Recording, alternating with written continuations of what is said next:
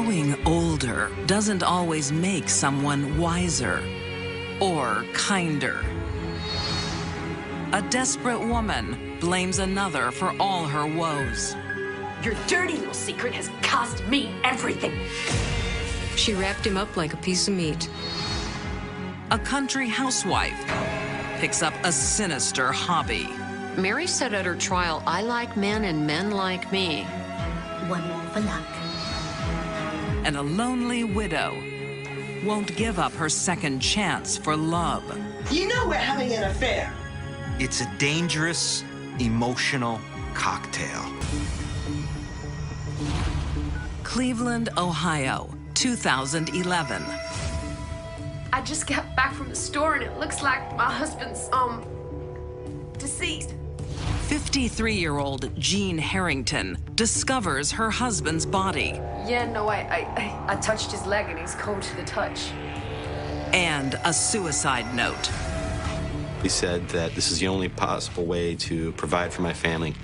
I am not quite sure what to do. It's a pretty sad state of affairs. 12 years earlier, Jean's marriage to Michael Gable starts with high hopes.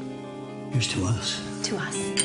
Jean's thrifty ways mean they don't even have to worry about a mortgage. Jean didn't make a lot of money, but she was very good at saving, and she eventually owned her own home. No mortgage. Then she meets Michael. Within a year, they're expecting a child. It's perfect. Jean is keen to secure their financial future by investing in a second property. Are you sure about this? Do we need to think about this one? Oh no, I've done the math and it all adds up. They decided to get a mortgage on that home and purchase a rental property around the corner. I'll tell you what, I'll book an inspection. Okay? Jean wouldn't be so sure if she knew Michael's secret. And he did things that were a little over the top. Honey, Yeah. it's 10 o'clock tomorrow morning, okay? Yep. Okay. She really hadn't been aware of the kind of debt he brought into the marriage. Michael has an expensive pastime: gambling.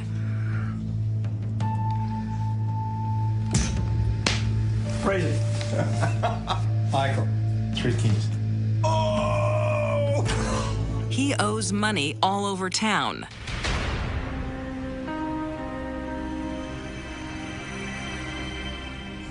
He can't hide his bad habit forever. Whoa! Man, what a day. Jean had always been smart and practical. Where's all the money gone? That's how she ended up owning her own home at such a young age. I have some debts. How much do we owe? How much? Tell me. About 100 grand. Michael had a very serious problem. Michael, how could you? It's over, okay? It's over. All this from gambling. Over, and I'm paying it off. I am paying it off.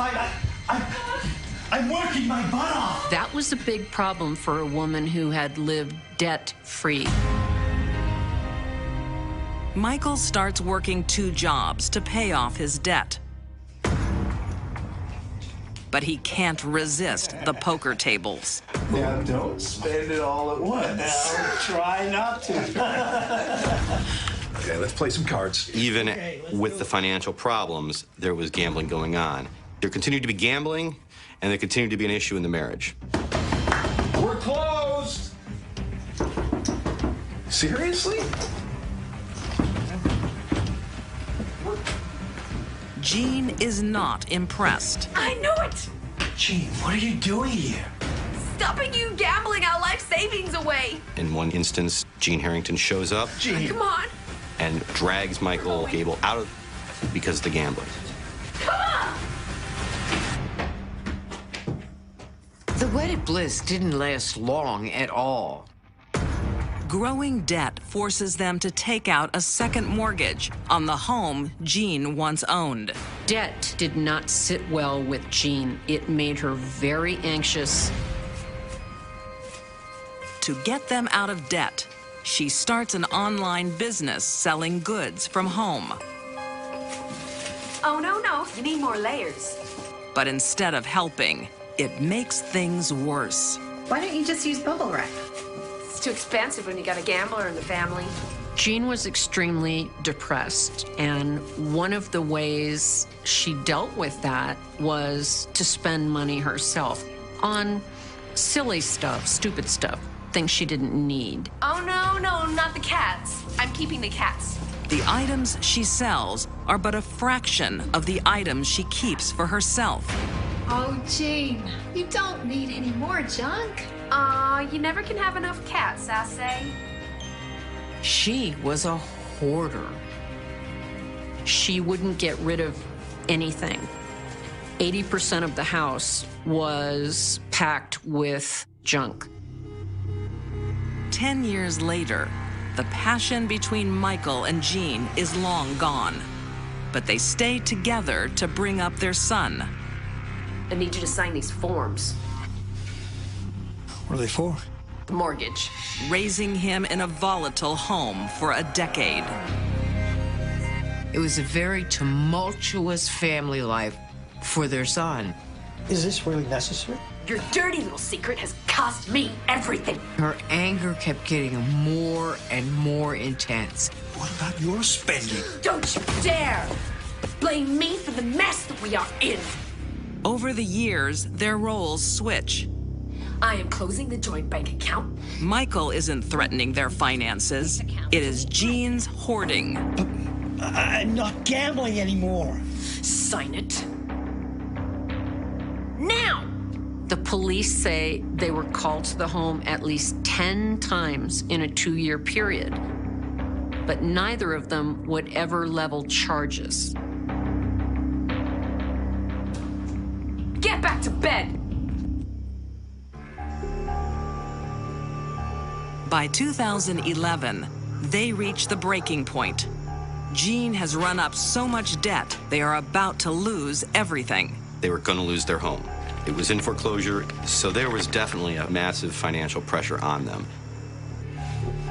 To Jean, Michael is squarely to blame for their precarious situation. When you've worked hard all your life and find yourself suddenly homeless, Good. it's a pretty sad state of affairs. Michael! Get in here!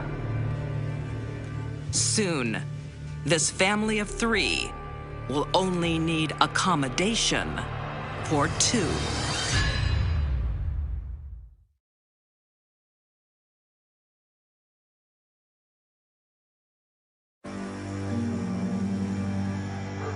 In the summer of 2011, on the eve of foreclosure, Jean Harrington has lost all hope. Go get dressed for bed. But Mom! Now! Michael?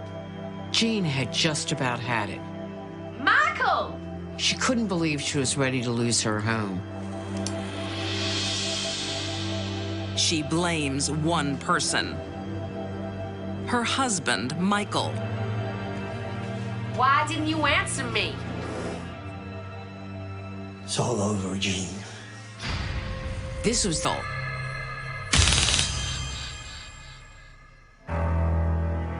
Nobody buys a stun gun that isn't planning on hurting someone. The way Jean saw it, Michael ruined her life. And she was going to make him pay. A stun gun delivers anywhere from 950,000 volts, and those volts cause incredible pain. He would have been so disoriented, he wouldn't have known what had hit him. She did it over and over.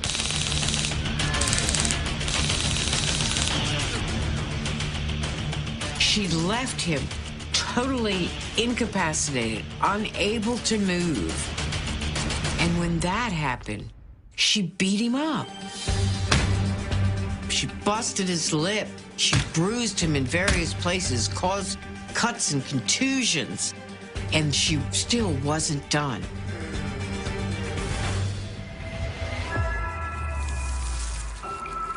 So she took out plastic wrap, the type that clings to itself. She wrapped it round and around and around his head.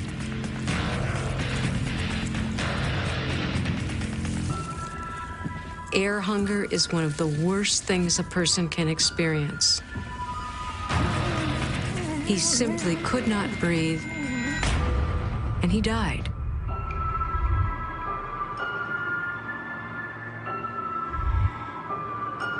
She wrapped him up like a piece of meat.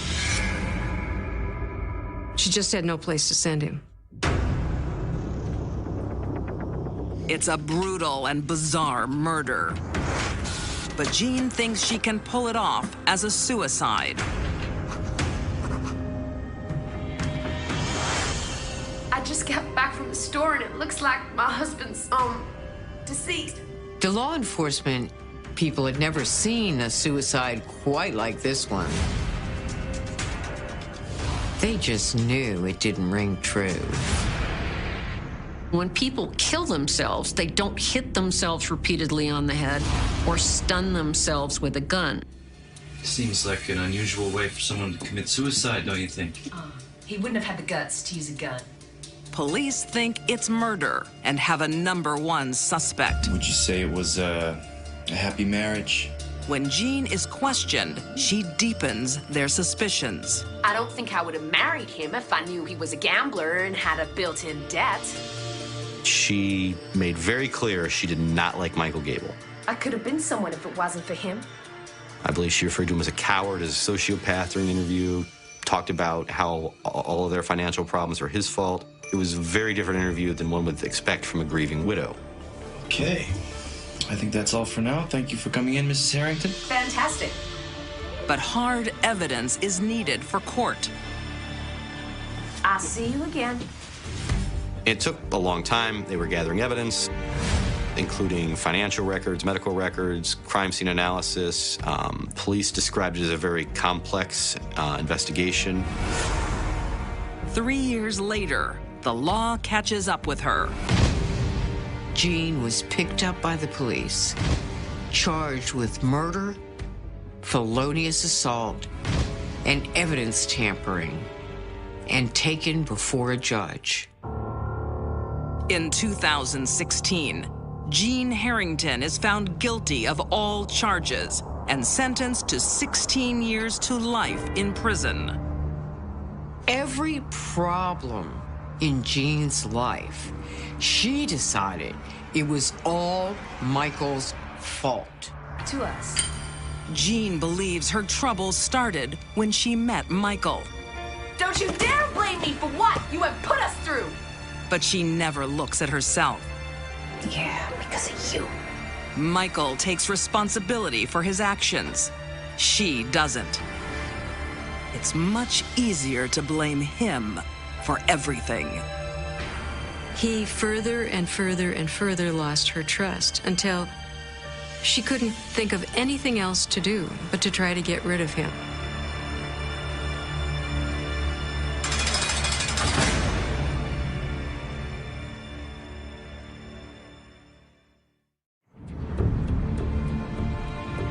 On the streets of Jarrow, England, people still talk about the widow of Windy Nook, who was either the luckiest or unluckiest woman in Britain in the 1950s. She seemed to get an appetite for it, and she literally couldn't stop. After raising 6 kids in a happy marriage, empty nesters Mary and John Knowles take in a housemate to help make ends meet. This is me husband. Hello, welcome. I'm John. John, I'm John too. Pleased to meet you. Oh, I hope I don't get you two mixed up. Mary had a very normal life for women of her time. I leave you in Mary's hands. I'm off to my bed, as you can see. Thank you. She was married to the same man for 41 years. All he does is sleep. It'd be great to have a younger man around. Come, I'll show you to your room. She had no reason to expect anything would change. But a change is exactly what she gets. Don't be silly, Pet. I've seen it all before. Mary became friendly with the new John. I thought you might be thirsty. This John is a shinier model than her husband. He was 13 years younger, so make of that what you will.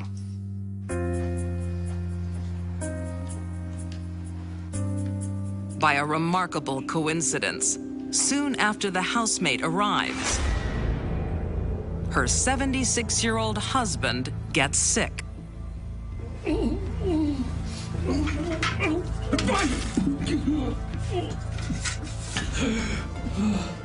Some of the symptoms John Knowles had was stomach pains and vomiting. I'd like you to give him 1 teaspoon of this 4 times a day, okay? What's the matter with him, Doc? Look, it's hard to tell, but that will help with his vomiting and pain. Thank you. I'll see you out. But Mary is there to administer the right medicine.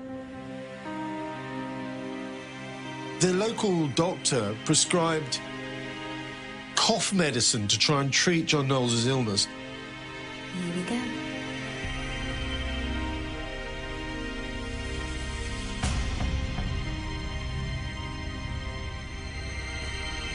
It had no effect whatsoever, and he died very soon. Thank you. And before long, tragedy strikes again. John Russell didn't last particularly long either. He got very seriously ill. And by Christmas, he had died too. Again, doctors see nothing peculiar. Men can be profitable. I think Mary was acquiring a taste for murder and money. You're looking well, Mary. Oh, I'm feeling very well. Within a year, she meets a new paycheck. Here he is. Oliver, I'd like you to meet my dear friend Mary. Hello. Hello. Mary next met Oliver Leonard, who was a... Wastes no time. She knows how to win over a man.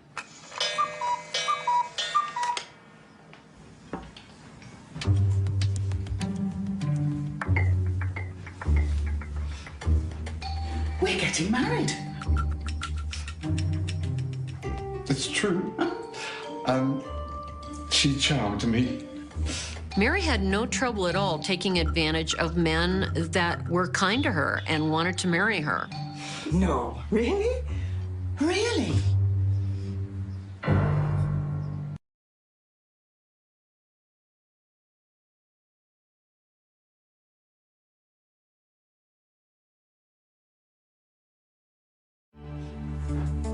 We're getting married. In September 1956, just weeks after Mary Wilson and Oliver Leonard meet, they are married. Really? Really? The very next day, Mary tries to buy him a life insurance policy. The insurance man said, no, you can't because he's too old. He was 76. So she was stuck with Oliver Leonard. And whatever he happened to have. She can't milk Oliver for any more money. So just 2 weeks after getting hitched, she gets rid of him. Come on, open up, love. I don't think Mary and Oliver had time to even consummate the marriage before he died. Again, no one suspects the death of an elderly man. That was put down to heart as well. In fact, the doctor was so sure it was heart, he never even came out to the death. He just wrote the certificate out and said that's it. And Mary feels she can get away with murder whenever she wants. Mary's new hobby of finding a man, marrying him, killing him, and taking his money was coursing through her veins. Her string of misfortune in quick succession is earning the widow of Windy Nook quite a reputation. But it doesn't stop 76-year-old Ernest Wilson from falling for her charms. Are you ready for dancing now? They had a small wedding, but it was quite a party. It's a lot. It's beautiful. You've got an awful lot of food left over. What are you going to do with all those sandwiches? Eyebrows were raised at the wedding reception when Mary was asked what she was going to do with the leftovers, and Mary coolly replied, I'll save them for the funeral. Mary had already gotten away with murder 3 times. Why wouldn't she feel confident to make a joke like that? Save it for the funeral. And true to form, within 2 weeks, Ernest has been taken into hospital. I don't want to be alone. Can I stay the night with you? Of course. Mary went round to her neighbours and said, oh, he's got so bad he's gone into hospital, and I'm a bit scared of being in the house by myself. Can I come and stay with you? Mary arrives with more than a change of clothes and a toothbrush. Whose watch is there? Oh, it's Ernest's. And Mary had a bag with her, and in that bag was a gold watch, which was her husband's. I'm trying to sell it. Then Mary said, I'm going to sell it. The next morning, Mary returns home. You will get a shock. Ernest was laid there dead and had been dead since the day before. Oh, Lord. You said he was in hospital. Did I? I don't remember saying that. Losing one husband is unfortunate. Losing 2 is careless. But losing 4 is suspicious. Sandwiches for the funeral. I'll get discount off the undertaker. The police soon hear rumors of Mary's strange behavior. So when you say acting strangely, what exactly do you mean? Well, at her wedding, when I asked her what she'd like to do with the leftover sandwiches, she said keep them for the funeral. Finally, the jig is up. Mary may have thought she was being funny or didn't care about the things she was saying to other people about her husband's deaths, but the police took notice. It was the beginning of the end. They exhume the bodies of the 4 men and find the answer to everyone's suspicions. They found in their stomachs phosphorus, which was used in rodent poison. Mary Wilson is convicted of 2 counts of murder and sentenced to death. Well, Mary would have known that people are dying agonizing deaths, but she was obviously prepared to keep on doing it for gain. Mary never meets the hangman. Her sentence is commuted to life in prison. She dies in 1963 after serving just 4.5 years behind bars. Mary's children reported that when they visited her in prison, she was always in good spirits. That doesn't surprise me. Psychopaths, such as Mary, don't feel guilt and remorse. The merry widow of Windy Nook goes laughing to her grave. Mary said at her trial, I like men and men like me. They liked her right up to the moment they died.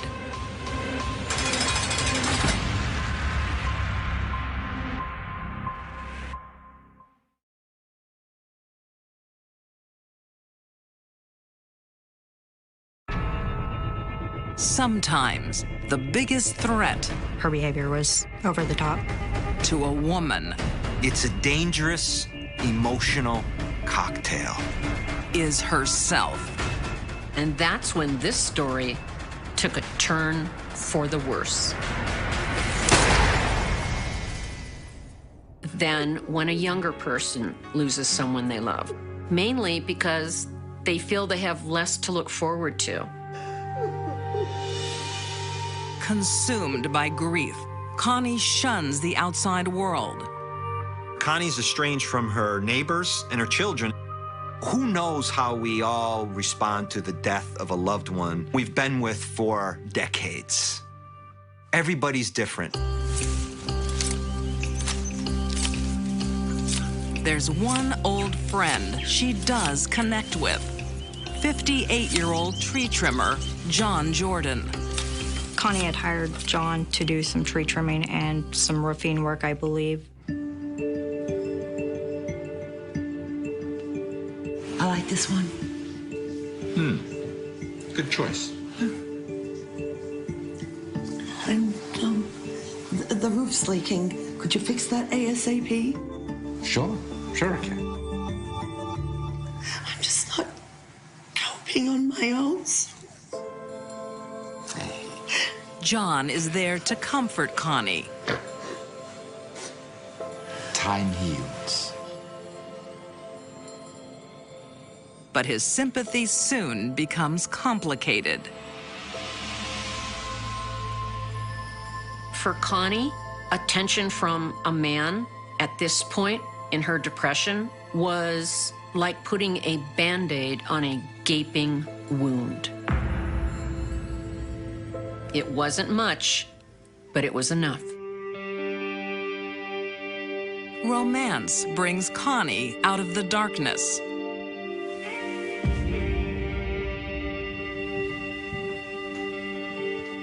See you tomorrow.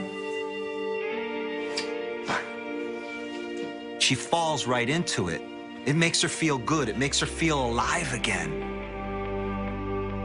It's like, wow, maybe I can start over. But this newfound hope has an obstacle. Why are you so late? The only problem is that he's married. I think I caught up with a client. And he had been for over 40 years. Almost started without you. I mean, for John, it seemed like he wanted a fling. It seemed like he wanted some excitement in his life. I don't believe that they had had many marriage issues up to the point that Connie Sanders came into the picture. Connie knows she's betraying a friend. But it's not slowing her down.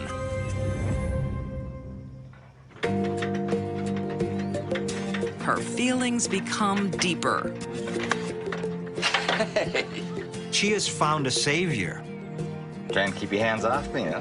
No. Someone has pulled her out of that dark hole and she's feeling good again. She's reinvigorated. She sees life again. She sees romance on the counter, hoping that she's gonna go back and get him someday. Is she leaving John the money, hoping that there's that tie between them that can never be severed? She knew she didn't have a lot going for her physically, but what she did have was money, and she used it. John only sees Connie as a friend with benefits. But Connie wants commitment.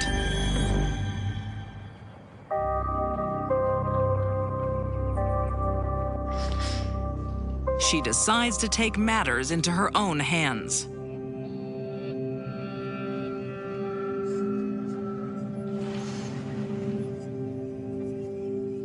John, she goes over and walks into his wife's kitchen. You're pathetic. You know we're having an affair. She tells her, I'm your husband's lover. Connie. You're pathetic for staying with him while he's cheating on you. Get out! Stupid woman. You need to leave. I think she figured if John's wife threw him out, she'd be there to catch him. I'm so sorry. John makes a decision. I won't see her anymore. His fling with Connie is over. John. Connie!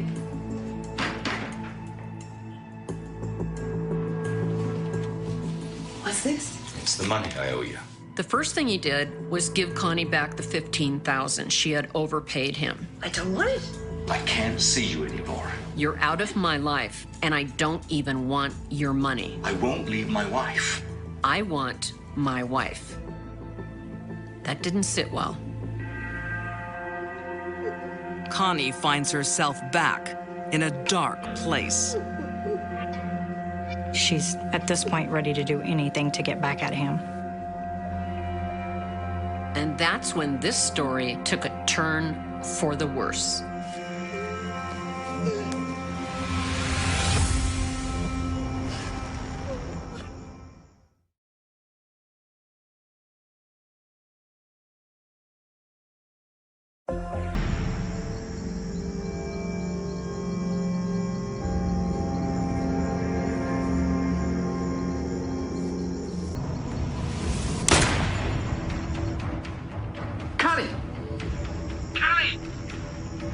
She wants to give herself one more chance.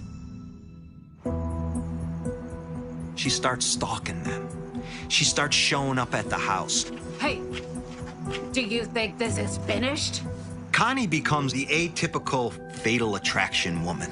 We've taken out a restraining order on you, Connie. You need to stay away from us. Restraining orders were obtained. Do you want me to commit suicide?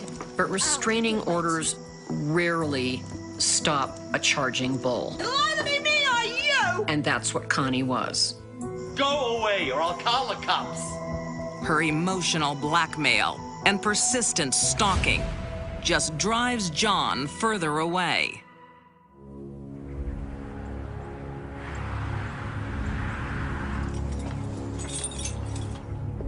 What do you want, Connie? Connie's got one more ploy.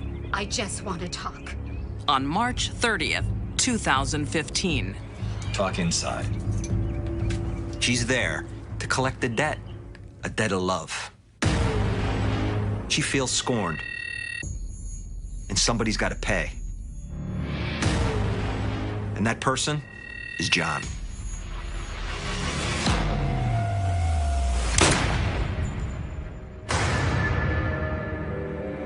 There was a one shot to the chest. The bullet went through part of the heart and into the liver. He died quickly. Here's a guy she supposedly loved. Here's a guy she supposedly wanted to be with. And now she shot him. Connie hasn't considered what happens next. She's got no plan, no alibi, no clue. She goes to a friend's place and unloads. I shot him. What? After the murder, Connie goes to a friend's house and says, I shot him. God, I shot him. Shot who? John Jordan. I shot him. There's... She'll never wake up from. When Connie loses her husband, it leaves a big hole in her life. She thinks she can fill it, but she's wrong. And she can't stand to lose twice. She's going to carry a fire in her heart until the day she dies. Not of love for John, but that he got exactly what he deserved. The highway was already awake when the call came in, headlights cutting through the early morning fog like knives, engines humming past a truth that had been buried for years.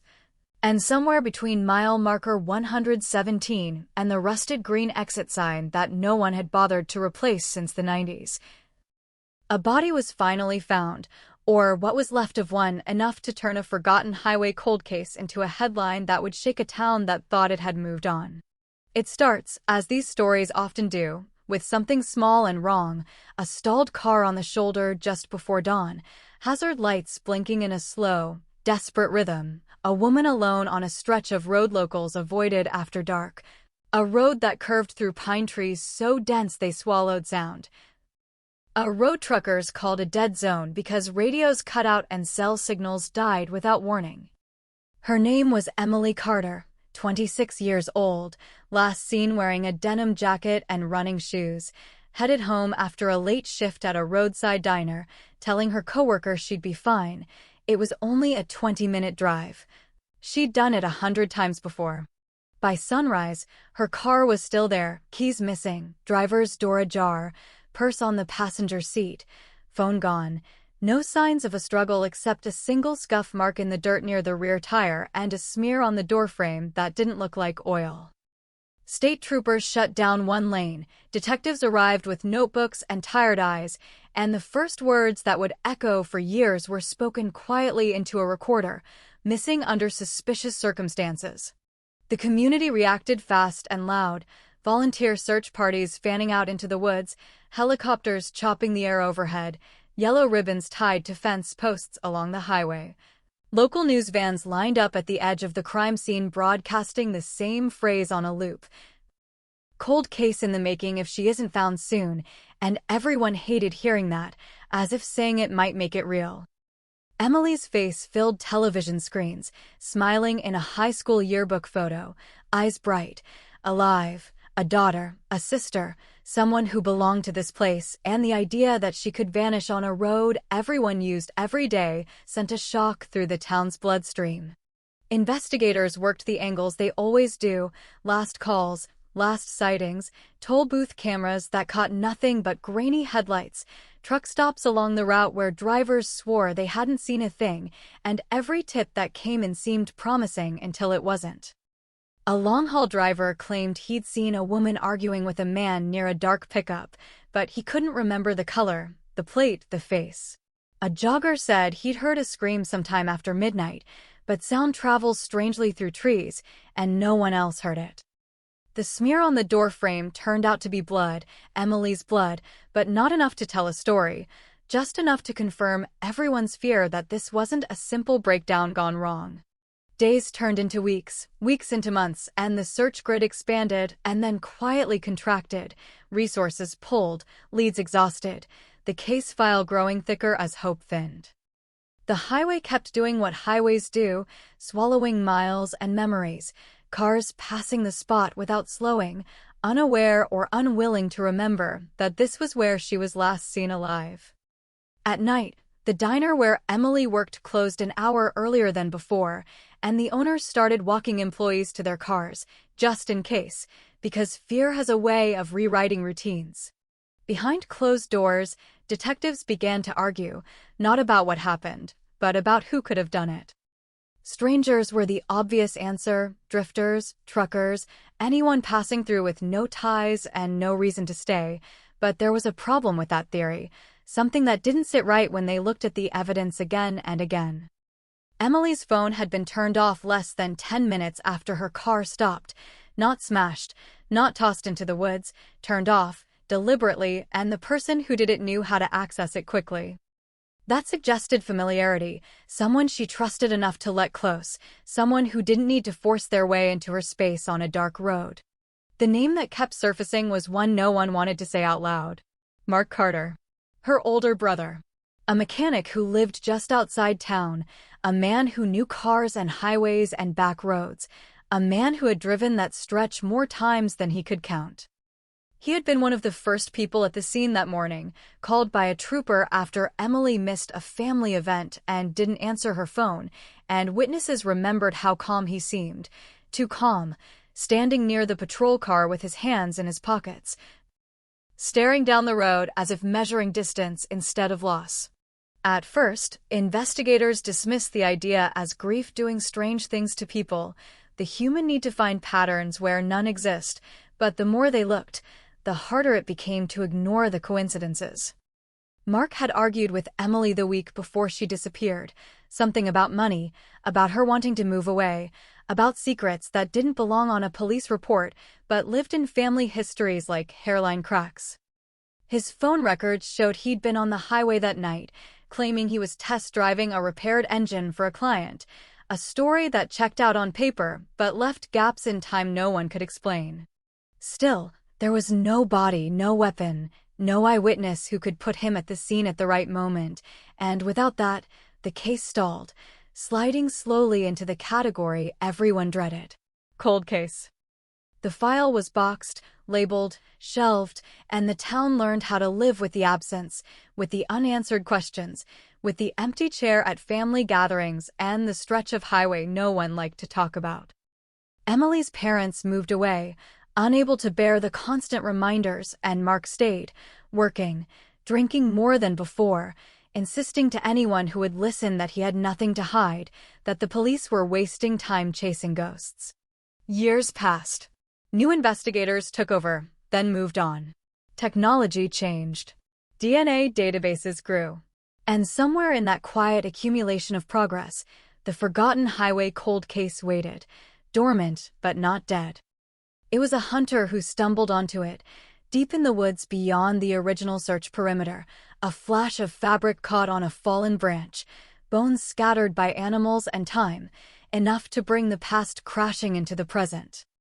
The remains were identified through dental records, and suddenly Emily was no longer missing. She was a victim. The discovery cracked something open. Evidence was re-examined with fresh eyes, timelines rebuilt, old interviews replayed, and what once seemed like insignificant details began to align in disturbing ways. Soil found in the trunk of Mark's old pickup matched the area where the remains were located. A witness from years ago came forward again, this time more certain, remembering a truck like his parked near the shoulder that night, remembering a figure arguing with a woman who looked like Emily. And the phone that had been turned off so quickly, was recovered from a pawn shop in another state, sold days after the disappearance by a man using a fake ID but driving a vehicle registered to Mark Carter. When the arrest came, it felt unreal, like a headline ripped from a tabloid and dropped into a town that had spent years convincing itself the truth would never surface. Family member charged in cold case. The words spread fast, lighting up screens and conversations, reopening wounds that never really healed. Mark was taken into custody without incident, his face blank as cameras flashed, and for the first time since that foggy morning on the highway, the case was no longer frozen in time. But even as prosecutors prepared their case, as commentators declared the mystery solved, there was an undercurrent of unease, a sense that something still didn't add up. The evidence was circumstantial, powerful, but not definitive. There were gaps that no one could fill, questions about motive that felt too simple, too clean for something that had left such a messy trail of pain. And in the quiet moments, away from the noise, investigators admitted what they couldn't say on record, that charging someone was not the same as knowing the truth, that this cold case might be warming up, but it was not yet at rest. The highway remains unchanged, asphalt stretching through trees that have grown thicker over the years, a place where headlights still slice through darkness and secrets still feel close enough to touch. Drivers pass mile marker 117 without slowing, unaware that beneath the soil nearby lies not just a body, but a story that refuses to stay buried, a case that continues to haunt the town, the family, and the thin line between what is proven and what is believed. Leaving behind a question that echoes with every passing car, what really happened out there that night, and is the truth finally in custody, or still speeding down the road, just out of reach? The arrest didn't bring silence, it brought noise, the kind that rattles windows and nerves. Reporters camped outside the courthouse, microphones thrust forward, neighbors whispering behind curtains, and inside the interrogation room the air felt heavier than it should. Like the walls themselves remembered everything that had been said in this case, and everything that hadn't. Mark Carter sat alone at a metal table, hands cuffed, eyes fixed on a spot just above the one-way glass, breathing slow, controlled, the posture of a man who had spent years preparing for this moment whether he admitted it or not. Detectives entered without ceremony. No raised voices, no dramatic accusations, just files sliding across the table, photographs turned face down, the quiet confidence of people who believed time was finally on their side. They talked about the soil, about the phone, about the witness who remembered the truck, and Mark listened, nodding occasionally, correcting small details that didn't matter, the way mechanics do when someone describes an engine problem wrong. He denied everything, calmly, methodically, repeating the same story he'd told for years, that he loved his sister, that they argued like siblings do, that he had nothing to do with her disappearance, and the strangest part was how believable he sounded. How practiced, how free of emotion. As if grief had been burned out of him long ago and replaced with something harder. Outside that room, the case took on a life of its own. Headlines screamed about betrayal, about family secrets, about a cold case breaking wide open, and the town split into sides almost overnight. Some people felt relief, a sense that justice was finally catching up, while others felt sick, unable to reconcile the man they knew with the monster described on the evening news. Emily's parents returned for the hearings, older now, faces drawn, carrying the weight of years without answers, sitting just a few rows behind Mark, close enough to see the back of his head, close enough to remember him as a boy who once fixed their broken lawnmower for free. As prosecutors built their narrative, details emerged that painted a darker picture, moments from Emily's life that had never made it into the original reports. Friends spoke about her plans to leave town, about a new job opportunity hours away, about her excitement mixed with fear, and about how Mark reacted when she told him, not proud, not supportive, but angry, accusing her of abandoning family, of leaving him to deal with responsibilities he didn't want. Text messages recovered from old backups showed arguments escalating in the days before she vanished, words sharp enough to cut even years later, and the picture forming was one of tension simmering beneath the surface, the kind that can explode without warning. But for every piece that seemed to fit, another raised doubts. The timeline was tight, almost too tight, relying on assumptions about when Emily's car broke down, when Mark could have arrived, when he could have left without being seen. The witness who identified the truck had waited years to come forward again, his memory shaped by headlines and hindsight, and defense attorneys wasted no time pointing that out, planting seeds of uncertainty with surgical precision. They argued coincidence, contamination, confirmation bias, suggesting that once investigators fixated on Mark, everything else began to revolve around him, evidence interpreted through a single lens. In quiet offices away from the courtroom, detectives revisited leads they had once dismissed, wondering what they might have missed. There were other vehicles reported on the highway that night, other faces that passed through the diner, other names scribbled in notebooks that had yellowed with age. A composite sketch from early in the investigation resurfaced, a man with unfamiliar features that didn't resemble Mark at all, and questions began to circulate about why it had been forgotten so quickly. The deeper they dug, the more the case seemed to resist a clean resolution, like a knot that only tightened when pulled too hard. Mark's behavior in custody added another layer of unease. He didn't ask about bail, didn't ask about his parents, didn't ask about Emily, instead focusing on procedural details, on how long he could be held, on what evidence they planned to present. Guards reported that he slept easily, ate regularly, spent hours staring at the wall, occasionally humming under his breath, and when asked what song it was, he shrugged, saying he didn't remember. It was the kind of detail that meant nothing and everything at the same time, feeding speculation and fear in equal measure. The highway, meanwhile, became a destination again.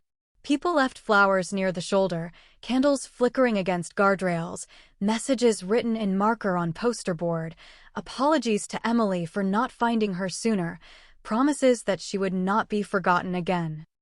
Truckers slowed as they passed, some out of respect, some out of morbid curiosity, and a few claimed they still felt watched out there at night, as if the road itself had not finished telling its story.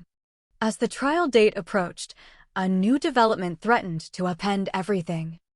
A forensic reanalysis of the remains revealed an injury that didn't match the prosecution's theory, a fracture pattern inconsistent with a struggle near the car, suggesting Emily might have been alive when transported, that the fatal act occurred somewhere else entirely.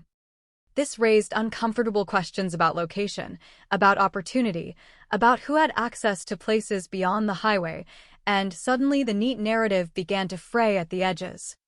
Prosecutors downplayed it, calling it an interpretation, not a conclusion, but defense attorneys seized on it, reframing the case as rushed, driven by pressure to close a cold case rather than uncover the truth.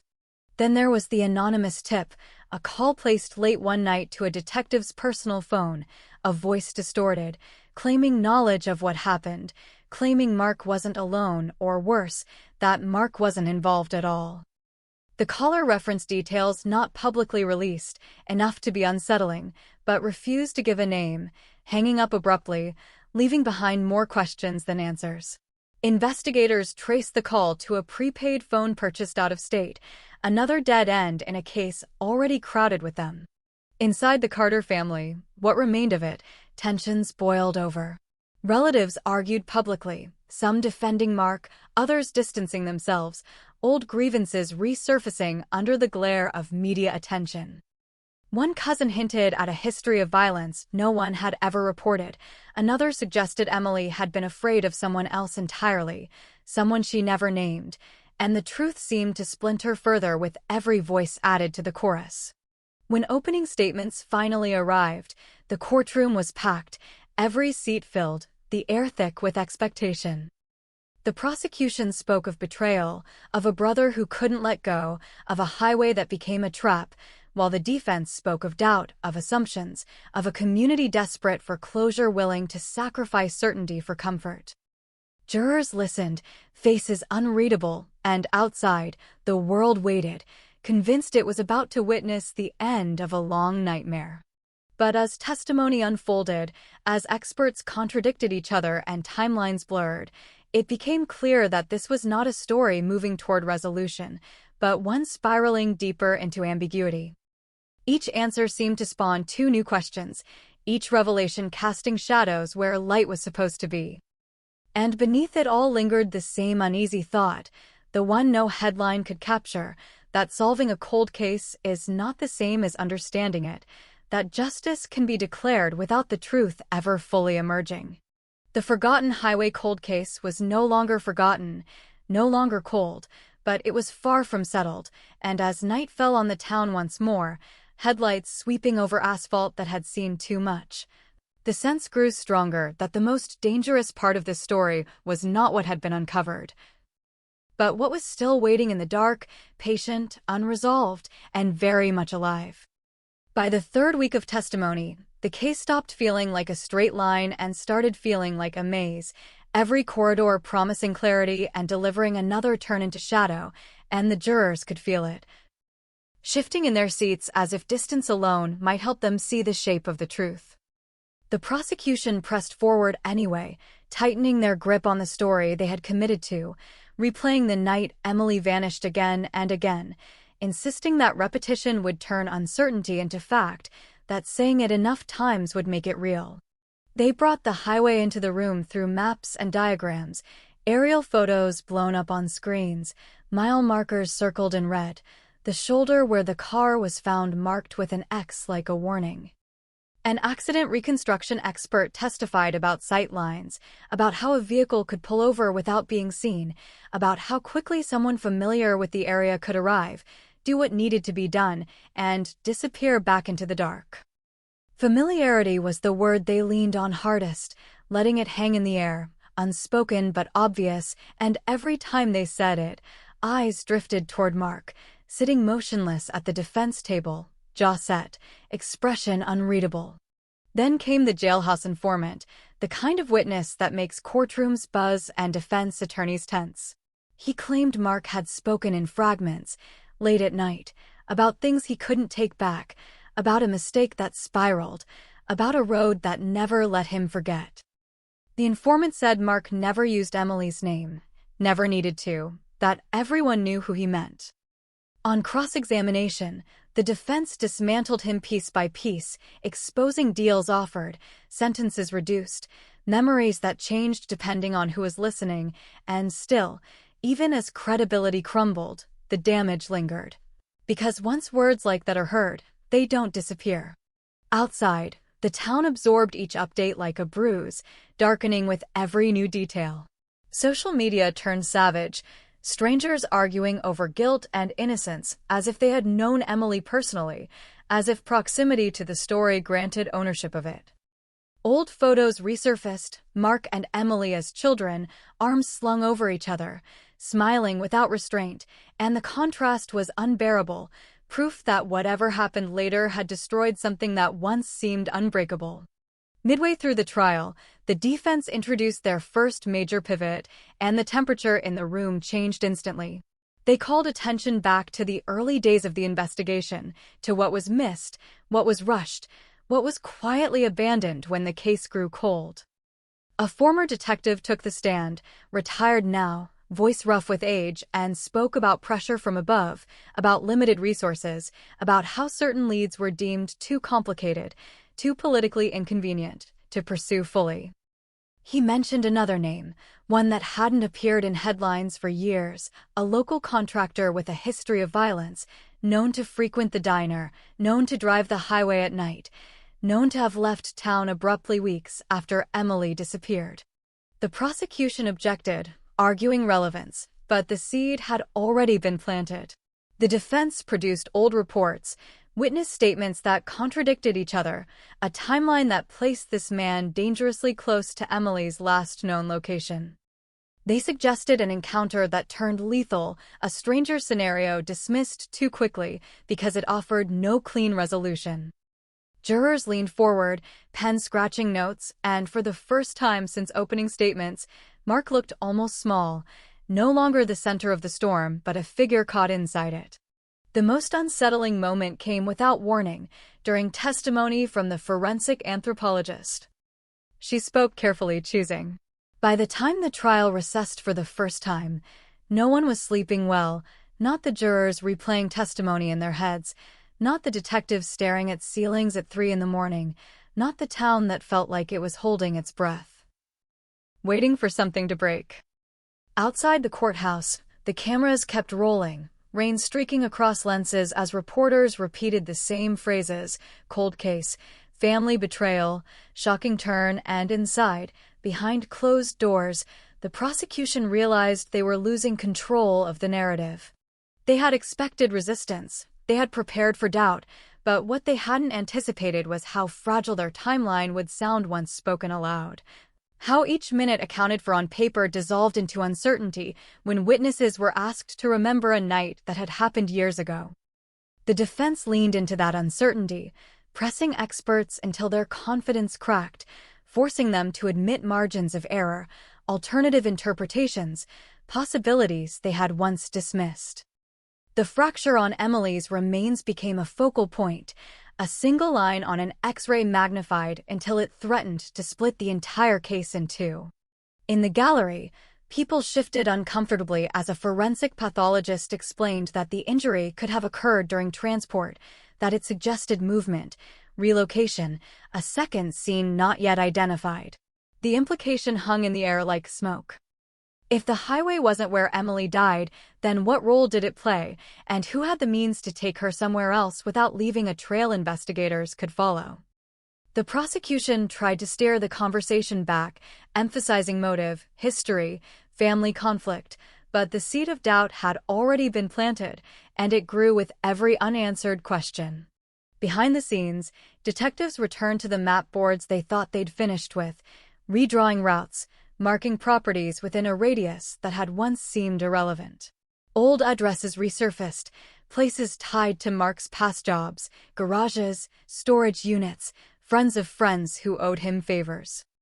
One location kept reappearing, a disused workshop off a service road, rented years ago under a different name, its lease terminated shortly after Emily disappeared. At the time, It had been checked and cleared, but standards were different then, technology limited, and now it felt like a loose thread begging to be pulled. They went back quietly, without press, without warrants at first, just eyes and memories, noting how the building sat low and hidden, how the surrounding land sloped toward a shallow ravine, how tire tracks could have been erased by seasons of rain. Nothing obvious remained, no blood, no belongings, but absence has a way of speaking its own language, and the detectives heard it loud and clear. Something had happened there, or something had been carefully made to look like nothing ever had. As these developments simmered, another complication surfaced, one that struck closer to home than anyone expected. Phone records that had once been considered settled were re-examined with updated software, revealing a brief, previously undetected ping from Emily's phone not on the highway, but miles away, near a cluster of rural properties, minutes after it was supposedly turned off. The location overlapped with land owned by a distant relative, someone barely mentioned in the case until now, someone with a history of keeping to themselves and a reputation for not asking questions. The revelation sent shockwaves through the investigation team.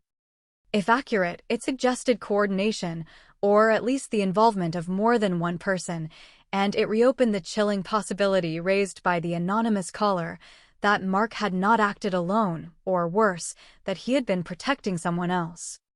Prosecutors faced a dilemma: introduce this new angle and risk undermining their own case, or suppress it and hope the jury never heard whispers of it through other channels.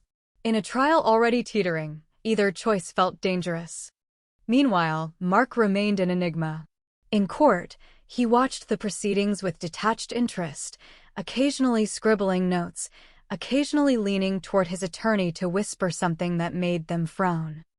He showed no visible reaction when Emily's messages were read aloud, no flinch at photographs of the search, no tears when her parents took the stand and spoke of the daughter they lost.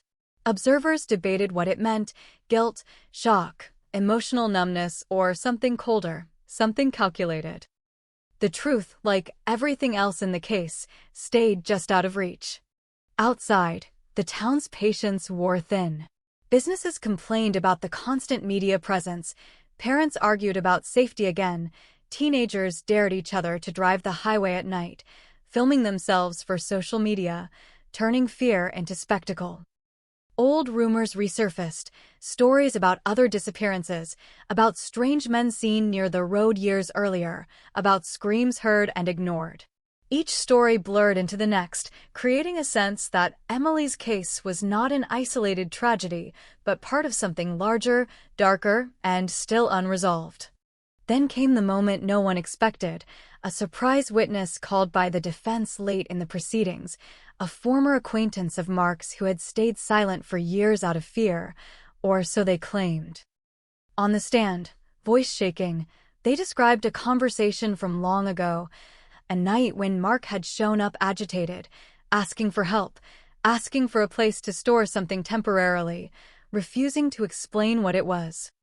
The witness admitted they'd declined, that they'd never seen Emily, never seen anything incriminating, but the implication was clear: that Mark had been scrambling, that something had gone wrong. The prosecution objected, calling it hearsay, speculation, but the damage was done. Jurors exchanged glances. The idea of a frantic search for help contrasted sharply with the calm, controlled image Mark projected, and it fed into the growing sense that whatever happened that night had spiraled beyond a simple plan, involving decisions made in panic, choices that left scars no one could erase. As closing arguments loomed, both sides understood the stakes. A conviction would offer closure to some, vindication to others, but an acquittal would shatter faith in the system and leave the case suspended in limbo, officially unresolved, unofficially haunting. The prosecutors refined their message, focusing on patterns, on opportunity, on the weight of circumstantial evidence, while the defense sharpened their blade of doubt, reminding jurors that suspicion is not proof, that a cold case does not become warm simply because time has passed. The judge's instructions echoed through the courtroom, a reminder of standards and burdens, of reasonable doubt, of the gravity of the decision ahead. When the jury finally filed out to deliberate, the room felt emptier than it had in years, as if all the noise and speculation had been sucked away, leaving behind only the raw core of the story. Outside, the cameras waited, engines idling, ready to broadcast the outcome the moment it emerged. But in the quiet that followed, as the courthouse lights dimmed and the highway hummed in the distance, another truth settled in, one that no verdict could change. Even if a decision came, even if a sentence was handed down, the forgotten highway cold case would not be neatly concluded. Too many questions remained unanswered, too many paths unexplored, too many shadows unexamined. The story had grown beyond a single suspect, beyond a single family, embedding itself into the identity of the town itself. And somewhere out there, beyond the reach of cameras and courtrooms, the road continued to stretch into darkness, carrying with it the echoes of that night, the choices made, the secrets kept, and the unsettling possibility that the most important piece of the puzzle was still missing. Waiting for the moment when it would finally force its way into the light, or disappear forever, leaving only the cold, relentless hum of tires on asphalt and the knowledge that some cases refuse to end, no matter how badly we want them to. The jury deliberated behind closed doors, but the case refused to stay contained, leaking into every corner of the town like a gas no one could smell until it was too late. News alerts buzzed phones nonstop, pundits argued over fragments of testimony, and on the highway, drivers slowed instinctively, as if the asphalt itself demanded attention, as if the road knew its name was being spoken again. Inside the courthouse, time stretched unnaturally, hours folding into each other, while outside, people gathered in tense clusters, waiting for a decision that felt too heavy for 12 strangers to carry alone. When the verdict finally came, it didn't land with the force people expected. It wasn't a clean ending, not justice delivered in a single word, but a fracture, a compromise shaped by doubt. Not guilty. The phrase rippled through the courtroom, sharp and sudden, followed by gasps, muffled cries, the sound of Emily's mother breaking down as if the air had been knocked from her lungs.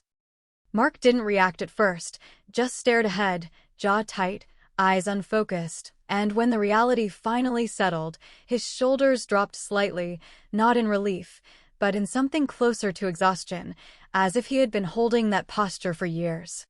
The cameras caught everything, broadcasting the moment live, freezing it into 1,000 screenshots that would circulate for decades. Family member cleared in cold case. Justice denied, some said. Justice served, others argued. But beneath the noise, a darker truth emerged, one that satisfied no one. The case was officially unresolved. Emily's death had no legal owner, no definitive story attached to it, only a trail of evidence deemed insufficient to cross the final line. Mark walked free that afternoon, escorted through a side exit to avoid the crowd, his attorney speaking for him, thanking the jury, criticizing the investigation, insisting the system had worked. Mark himself said nothing.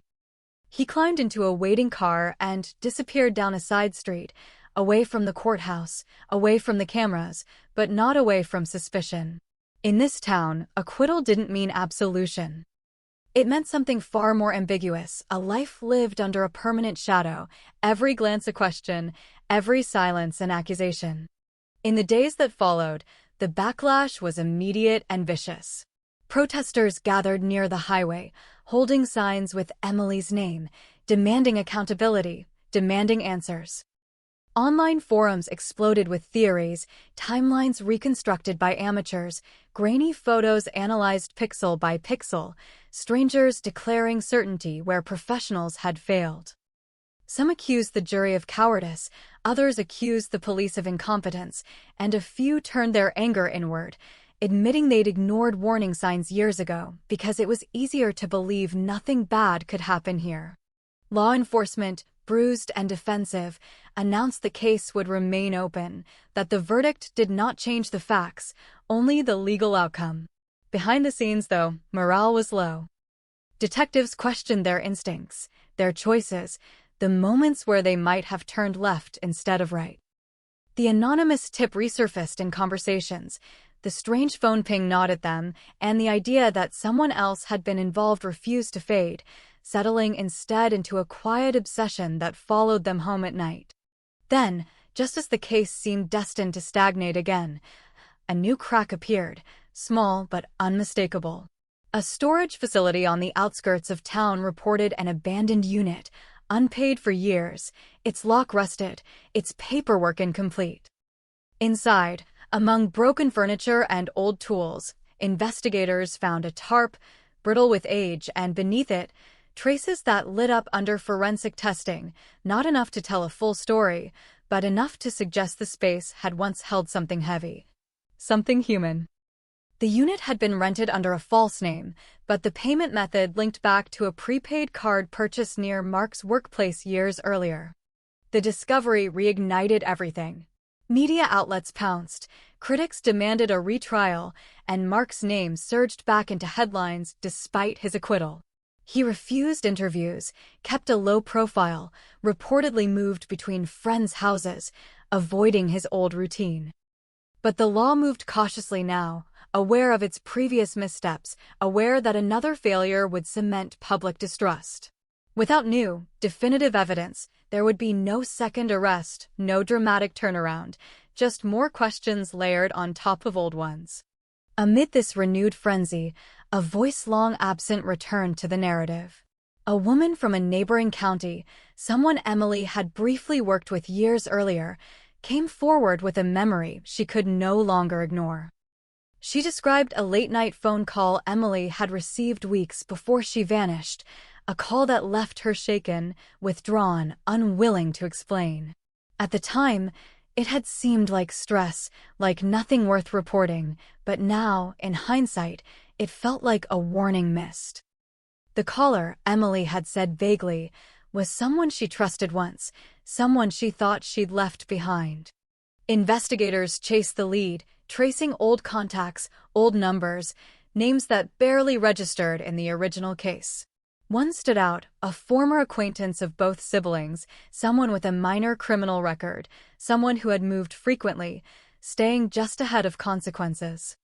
He was questioned, denied everything, but his alibi placed him uncomfortably close to the area where Emily's phone last pinged. Again, it wasn't enough. Just another piece that didn't quite lock into place, another reminder of how easily time erodes certainty. For Emily's family, the developments were both hopeful and cruel. Each new lead reopened wounds, forced them to relive the loss, to imagine new versions of her final hours. They gave interviews, spoke at vigils, kept her story alive, not because it was easy, but because letting it fade felt like a second death. They refused to call it closure, refused to accept that this was as far as justice could go. The town changed in subtle ways. The diner where Emily once worked closed for good, replaced by a chain store that tried and failed to erase the past. The highway saw new lighting installed, emergency call boxes added, gestures meant to reassure, but for those who remembered, the road would never feel neutral again. It had become a symbol, a scar running through the landscape, a reminder of how quickly ordinary life can fracture. Years continued to pass, and the case slipped in and out of the news cycle, flaring up with each anniversary, each rumor, each supposed breakthrough that dissolved under scrutiny. Mark aged visibly, his hair graying, his posture more guarded, living a life constrained by a verdict that freed him legally but condemned him socially. Some believed he was guilty and had beaten the system. Others believed he was a convenient villain, sacrificed to satisfy a narrative hungry for resolution. And still, the truth remained elusive. No confession. No definitive link. No moment where everything snapped into focus and made sense. Just fragments, impressions, and the persistent feeling that something crucial had been overlooked, that the real story existed just beyond the reach of evidence and law. On quiet nights, when traffic thinned and the highway stretched empty under the stars, locals swore the air felt different there, heavier, charged with memory. They spoke of Emily not as a victim, but as a presence, a name carried on the wind, a reminder that unanswered questions have weight. The forgotten highway cold case had broken wide open once, only to settle back into uncertainty, proving that some stories don't end with a verdict or an arrest, but linger unresolved, demanding attention, refusing silence, waiting for the moment when someone somewhere finally says the one thing that makes it all make sense.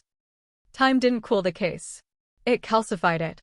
The verdict had drawn a line in law, but in reality the story kept moving, slower now, heavier, dragging its unanswered questions behind it like chains.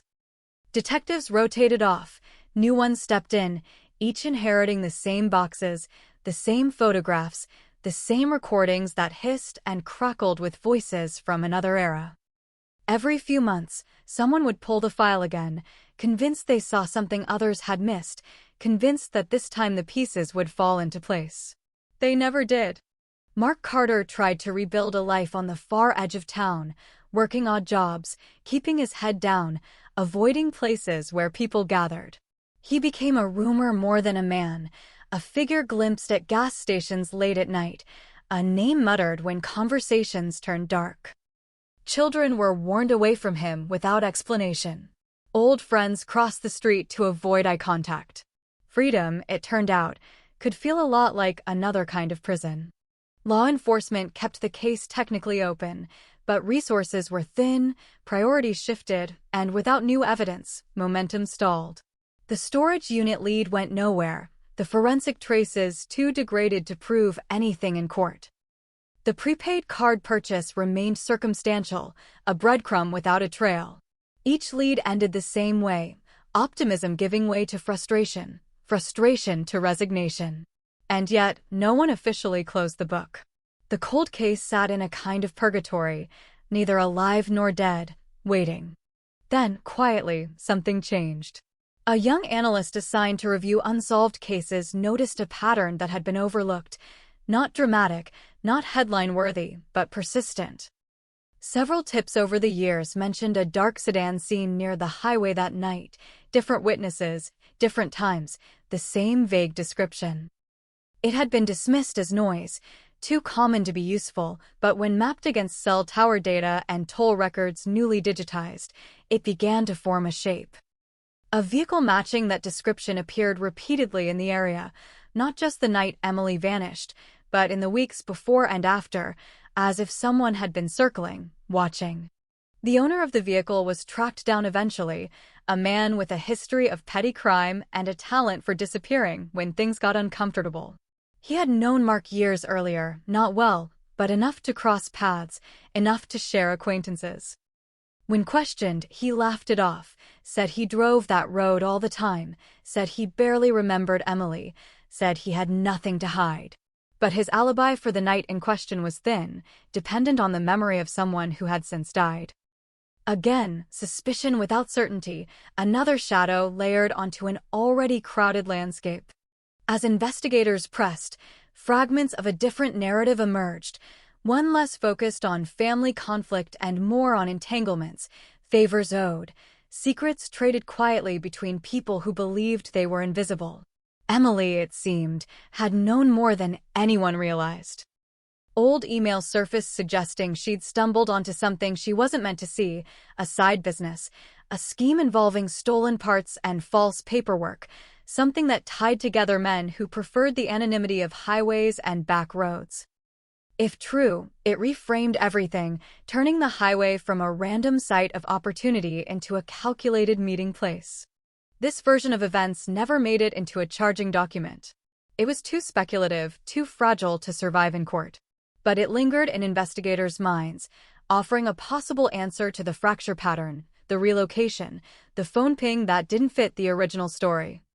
It suggested motive without family drama, violence without passion, a crime born of fear rather than anger. And if it was true, it meant the person responsible might never have been on trial at all. Mark, when confronted indirectly with this theory, reacted for the first time in a way that caught attention. During a routine check-in, he snapped, insisting they stop chasing ghosts, insisting Emily hadn't been involved in anything like that, insisting the police were wasting time instead of admitting their failure. His outburst was brief, quickly reined in, but it left an impression. Was it indignation or panic at a narrative he couldn't control? No one could say. The town watched these developments from a distance, wary of hope. They had been here before, felt the rush of possibility, the promise of answers, only to be let down again. Vigils grew smaller. Anniversaries passed with quieter acknowledgments. Life demanded attention elsewhere. But the case never vanished entirely. It lingered in conversations, in late-night radio segments, in the uneasy way people still glanced toward the shoulder when driving that stretch of highway after dark. Years later, a podcast reignited interest, retelling Emily's story with fresh pacing, dramatic music, and a new generation of listeners hungry for mysteries that felt real. Tips flooded in again, some absurd, some chilling, most useless. But among them was a message from someone who claimed to have been there, not at the scene, but nearby, watching from a distance, afraid to step forward then, afraid even now. They described a confrontation, multiple voices, the sound of a vehicle accelerating away from the road. The details were frustratingly vague, but the tone carried something hard to fake, regret. Investigators tried to locate the sender, but the account vanished, the trail going cold once more. Still, the idea of multiple voices echoed the earlier anonymous call. The theory of more than one person involved gaining weight in quiet conversations. If Emily's death was the result of a convergence of mistakes and desperation, then the truth might be scattered among people who each held a piece too small, too incriminating, to share on their own. Emily's family continued to speak when asked, careful now, less trusting of promises, but unwilling to stop. They learned the language of investigations, of evidence and standards, and used it to push back against dismissals. They funded private analysis, kept the file active in ways the system no longer could. Their grief hardened into resolve, a refusal to let time decide the outcome by default. Mark, meanwhile, faded further from view. Reports placed him out of state for a while, then back again, drifting, never settling. Some said he carried guilt whether or not he was responsible, guilt for surviving, guilt for being at the center of something that destroyed so much. Others believed he knew exactly what happened and took comfort in the fact that the law had already spoken once. The truth of his inner life remained as inaccessible as the truth of that night. The highway aged, repaved in sections, lined with new reflectors, its dangers softened but never erased. Accidents happened there, unrelated, each one briefly stirring memories before being absorbed into the routine churn of news. The place where Emily's car was found became just another shoulder again, unmarked, unremarkable, and yet, for those who knew, it would always be charged with meaning. In the end, the forgotten highway cold case did not explode into resolution. It eroded, slowly, unevenly, shaped by time and attention and the limits of what can be proven.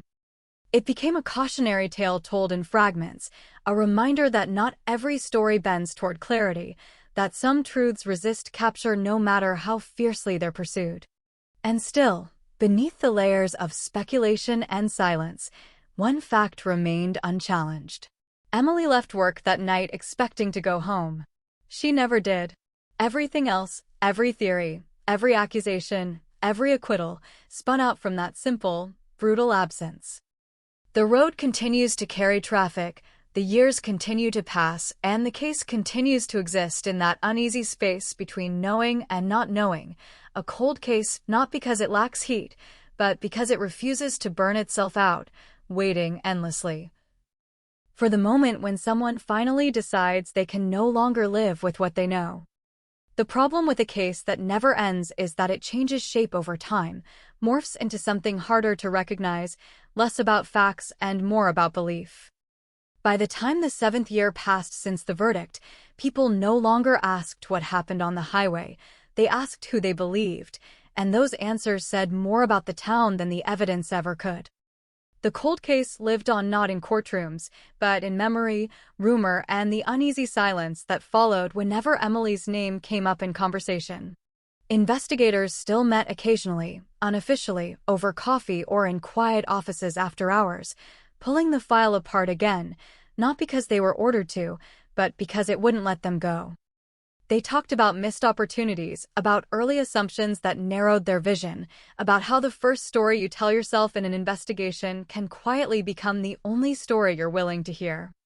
The highway theory had dominated for so long that alternatives felt like betrayal, and by the time they allowed themselves to imagine something else, time had already eaten most of the proof.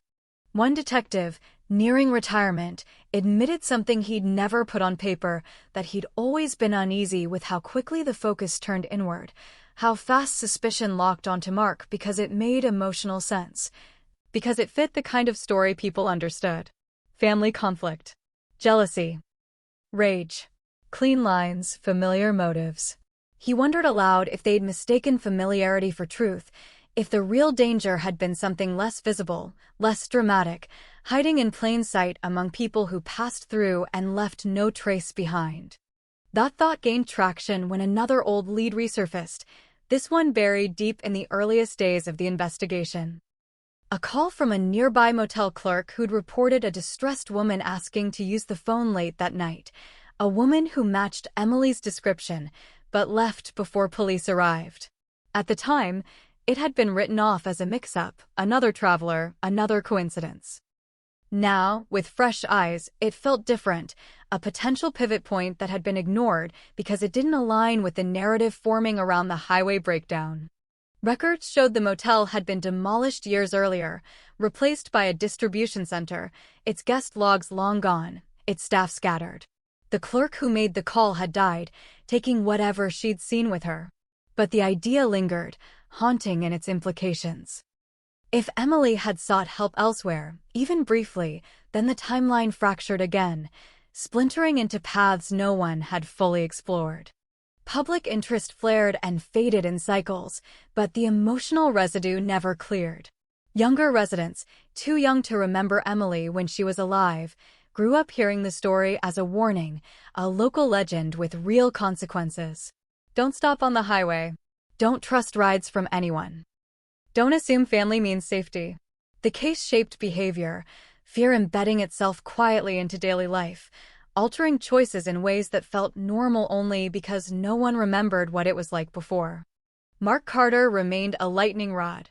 Every new theory eventually bent back toward him, as if gravity demanded it. When the podcast suggested alternate suspects, online commenters accused it of whitewashing guilt. When others implied he'd been scapegoated, they were shouted down, told to respect the family, to respect the pain. Mark himself stayed silent, a decision some saw as dignity, others as arrogance, others still as proof that he had nothing left to say because he'd already said too much years ago. Silence, in this case, meant whatever the listener needed it to mean. Then came the accident that no one expected to matter. A rollover on the same stretch of highway, late at night, a drunk driver losing control, the vehicle tumbling into the tree line not far from where Emily's remains had been found. During the cleanup, workers uncovered debris beneath layers of soil, rusted metal, fragments of plastic that didn't belong to the crashed car. Among them was a broken phone casing, older than current models, its serial number partially intact. The discovery triggered a familiar surge of adrenaline. Forensics confirmed it wasn't Emily's phone, but it had been manufactured around the same time, and more importantly, it carried data fragments that suggested it had been active that same night years earlier. Calls, messages, erased but not entirely gone. One number appeared repeatedly, a burner, unregistered, used briefly and then discarded. It matched the pattern of the anonymous tip, the kind of device favored by people who didn't want to be found. Tracing it led nowhere definitive, but it reinforced the idea that Emily hadn't been alone in her final hours, that multiple lines of communication had intersected on that road, converging in a way that felt orchestrated rather than accidental. The case, once again, seemed to widen instead of narrowing, its edges expanding into territory too vast to contain. Emily's parents, older now, watched these developments with a mix of hope and resignation. They had learned not to expect resolution, not to attach their hearts to every new lead. Still, they listened, they asked questions, they pushed when they could. For them, the case was never about punishment alone, but about coherence, about making sense of a life cut short in a way that felt arbitrary and cruel.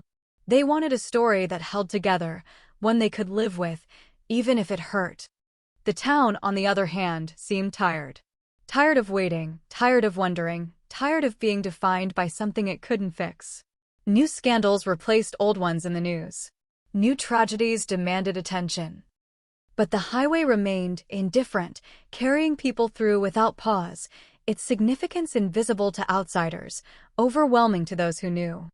Experts weighed in from afar, criminologists and profilers offering theories based on limited data, some arguing for opportunistic violence, others for targeted silencing.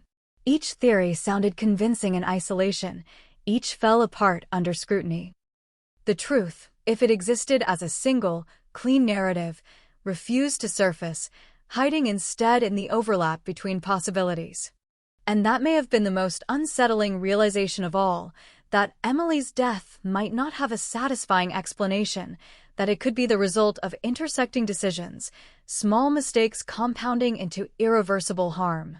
A call answered, a ride accepted, a secret overheard.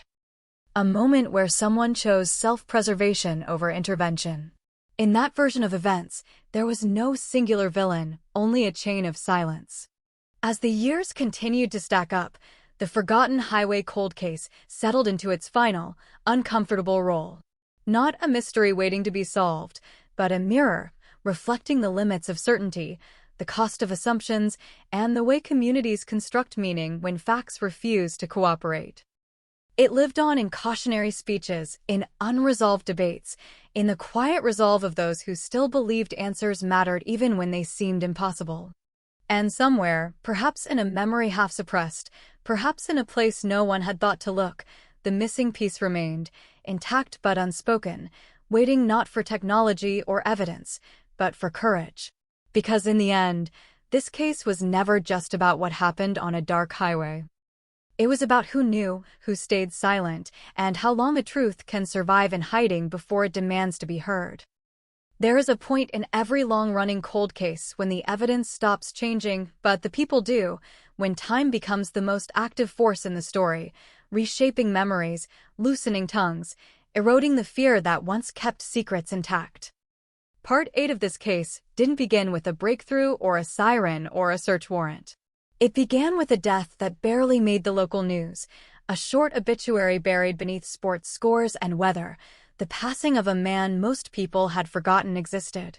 His name appeared once in the original file, misspelled, attached to a tip deemed unreliable, a man who had lived transiently, worked cash jobs, drifted between counties and state lines.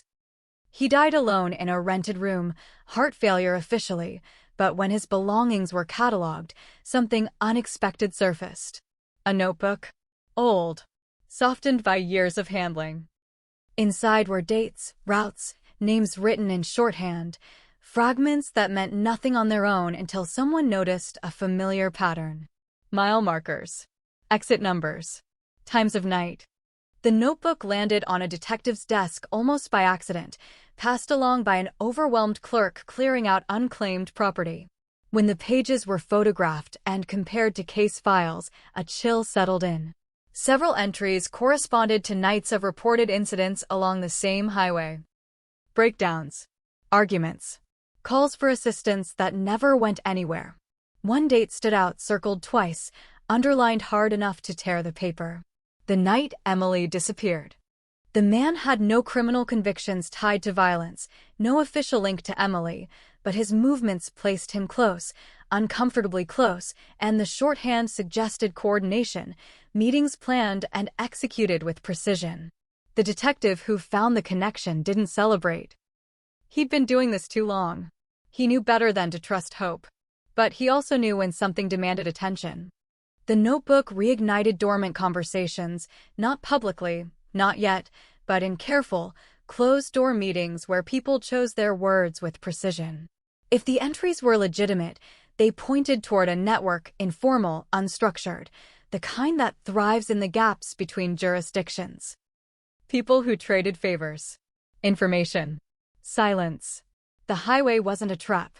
It was a corridor.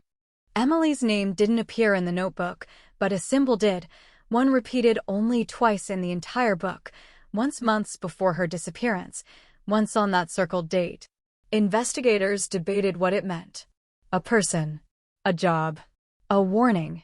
Without context, it was just ink. But it gnawed at them, a suggestion that her death wasn't spontaneous, not the result of a single volatile moment, but the endpoint of something already in motion. They went back to the earliest interviews, listening not for what was said, but for what was avoided. Pauses. Deflections. Moments when witnesses answered a different question than the one asked. One interview in particular stood out, a truck stop employee who'd been nervous from the start, hands shaking, voice rushed, eager to be done. At the time, it had been chalked up to personality. Now, it felt like fear. The employee had moved since then, changed names after a marriage, built a quiet life far from that highway. When contacted again, she hesitated, then asked a question that landed hard. Is this about her? She didn't need to hear Emily's name. She already knew. What she shared was careful, incomplete, the truth portioned out like something still dangerous. She spoke of men who used the backlot after midnight, who didn't buy gas or food, who met briefly and left separately. She remembered Emily because she didn't fit, because she looked out of place, because she was arguing with someone in low tones, because the fear on her face didn't look like a family fight. It looked like realization. Why she hadn't spoken up sooner didn't need explaining. She'd been young, alone, warned indirectly to forget what she'd seen. Warnings don't have to be explicit to be effective. None of it was admissible on its own. Hearsay. Memory degraded by time. But it aligned with the notebook, with the phone pings, with the anonymous call, with the idea that Emily had stepped into something already unfolding, something that didn't care who she was or who loved her. The implications were devastating. If true, it meant the focus on Mark, the trial, the verdict, had all been orbiting the wrong center of gravity. Not because Mark was innocent or guilty, but because he was adjacent, close enough to absorb suspicion while the larger structure stayed intact. A convenient focal point in a story that needed one. Mark, when informed through intermediaries that new lines of inquiry were emerging, reacted differently this time. Not anger. Not denial. He laughed. A short, sharp sound that startled the person sitting across from him. Too late, he said. It wasn't defiant. It was weary. You'll never prove it. Those words haunted the investigator who heard them. Not because they confirmed anything, but because they suggested knowledge of limits, an understanding of how much time had already done its work. Evidence lost. People dead. Memories softened into ambiguity. Truth still there, but legally unreachable.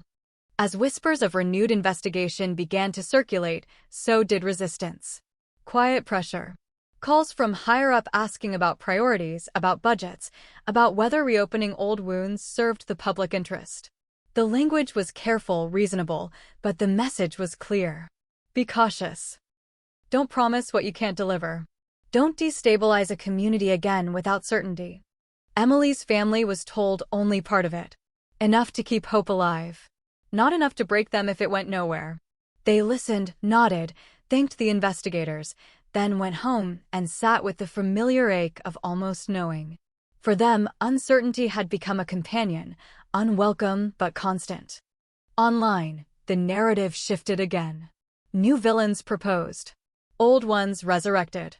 The case became content, dissected and reassembled by strangers who felt ownership over the story. Some accused law enforcement of a cover-up. Others insisted the new theories were distractions from the obvious. Noise drowned out nuance, and truth became harder to hear than ever.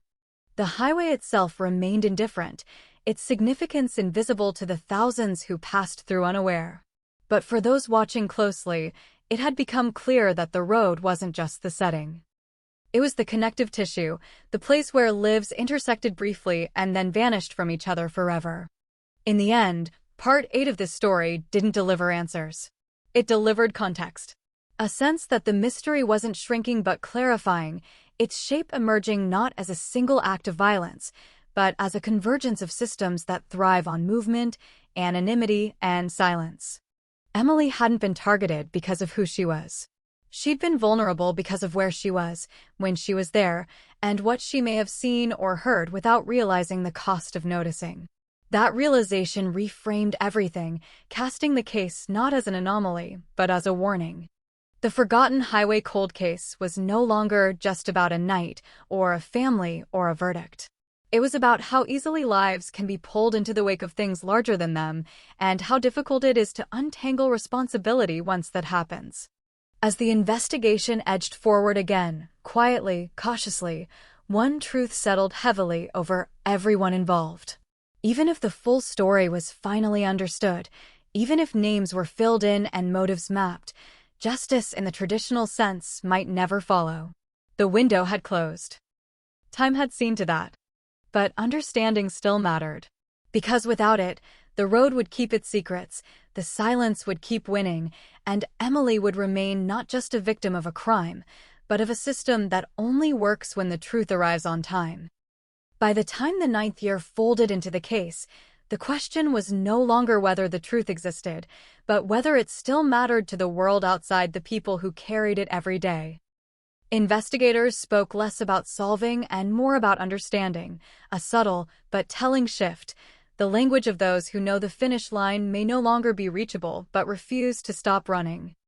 The Forgotten Highway cold case had entered its most dangerous phase, not explosive, not dramatic, but quiet, where revelations slip in unnoticed and then refuse to leave. The notebook became the center of gravity, not as evidence, but as a map of behavior. Analysts traced its shorthand against weather reports, traffic data, and old incident logs, building a shadow timeline that ran parallel to the official one. Patterns emerged, not clean enough to indict, but consistent enough to unsettle.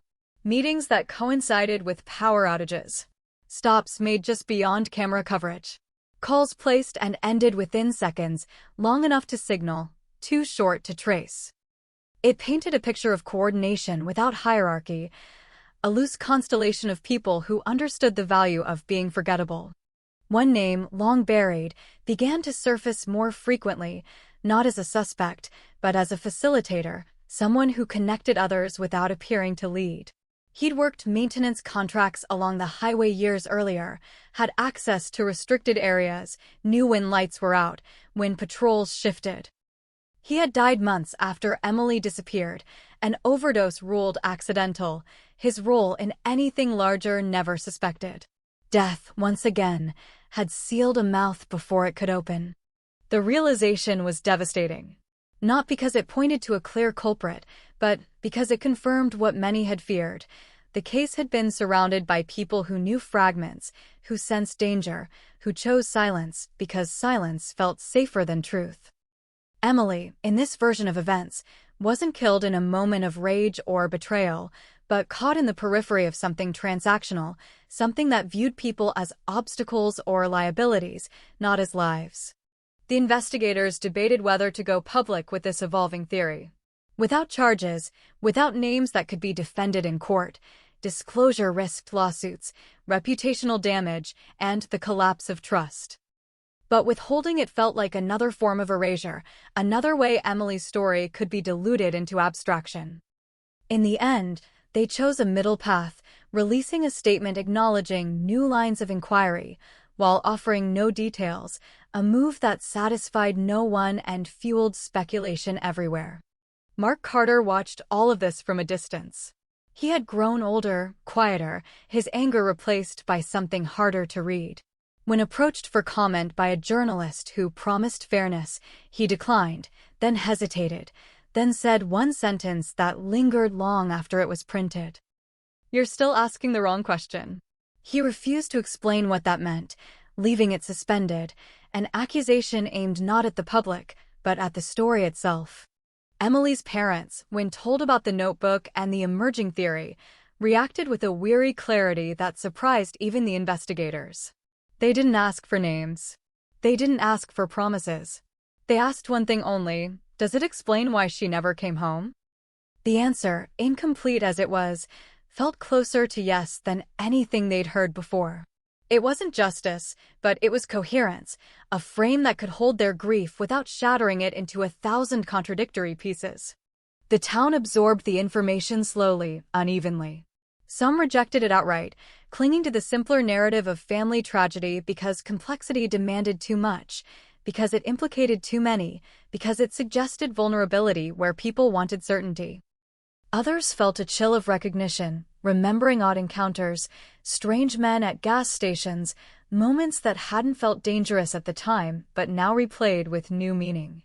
The highway gained a new reputation among those who listened closely, not cursed, not haunted, but compromised.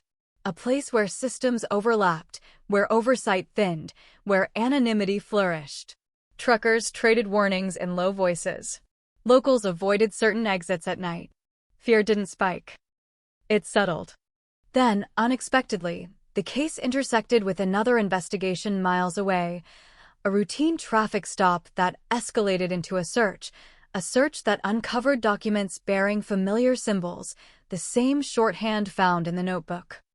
The driver claimed ignorance, said he was holding them for someone else, a story as old as crime itself. But the overlap was undeniable, a thread connecting two separate inquiries that had never been meant to touch. The documents hinted at operations that had spanned years, moving quietly, adapting, surviving by never drawing attention for too long. Emily's disappearance was not referenced directly, but the timing aligned, the locations overlapped, and the implication was clear. Whatever had taken shape along that highway had not ended with her. It had simply learned. Federal agencies took an interest, cautiously, reluctantly, aware that stepping in too loudly could collapse fragile intelligence. The cold case, once dismissed as local tragedy, now hovered at the edge of something larger, something with consequences that extended beyond one town, one family. And yet, for all its expansion, the core remained the same. A young woman left work and vanished into a system that did not notice or did not care until it was too late. The possibility that Emily's death was collateral, not targeted, unsettled people more than any theory of personal violence ever had. It stripped away the comfort of motive, the belief that harm has a reason that can be understood and avoided. It suggested randomness shaped by opportunity, a truth far harder to live with. As year 9 drew to a close, investigators faced a final decision. Push forward and risk exposing only fragments, or step back and preserve what little certainty remained. Either way, there would be no dramatic ending, no courtroom revelation, no confession delivered under bright lights. The story had outgrown that kind of closure. The forgotten highway cold case now existed as an open wound and an open question, a reminder that some truths arrive too late to punish, but not too late to matter. Emily's name remained at the center of it all, not as a symbol, not as a headline, but as a life whose absence continued to demand accountability, even if the system no longer knew how to provide it. And somewhere, beyond the reach of files and task forces, the highway carried on, indifferent, efficient, doing what it had always done, moving people through spaces where choices intersect briefly and then vanish, leaving behind only the echo of what might have been known if time, fear, and silence had not conspired so effectively. By year 10, the case no longer belonged to the system. It belonged to the margins, to the footnotes, to the people who still felt a tightening in their chest when Emily's name surfaced unexpectedly, like a bruise pressed without warning. Officially, there was nothing new to announce. Unofficially, the story had reached a pressure point, the moment when accumulated knowledge becomes too heavy to ignore, even if it can't be acted on in the ways people expect. Federal interest remained deliberately opaque. No press conferences. No task force banners. Just quiet coordination, data requests that arrived without explanation, interviews conducted far from cameras. Agents spoke in hypotheticals, in language designed to extract without promising, and when asked directly about Emily's case, they deflected, saying only that patterns matter, that context matters. That sometimes understanding comes long after justice is no longer an option. It was not reassuring. It was honest. The facilitator theory hardened into something closer to consensus among those still paying attention. Not a mastermind, not a villain in the cinematic sense, but a connective presence, someone who smoothed logistics, who knew where people could pass unseen, where time bought safety. That person was gone now, dead before suspicion ever reached them, taking with them the cleanest line to accountability. What remained were echoes, documents without signatures, movements without names. In internal memos, Emily's disappearance was no longer framed as an isolated homicide.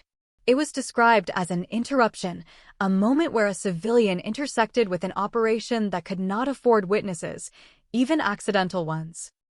The language was cold, procedural, stripping away emotion in favor of clarity. For investigators, it was a way to cope. For Emily's family, when fragments of this framing reached them, it was a shock of a different kind, the realization that her death might never have been personal at all. They wrestled with that idea privately. A random tragedy had always been unbearable. A targeted act had been easier to grasp, even if it hurt more.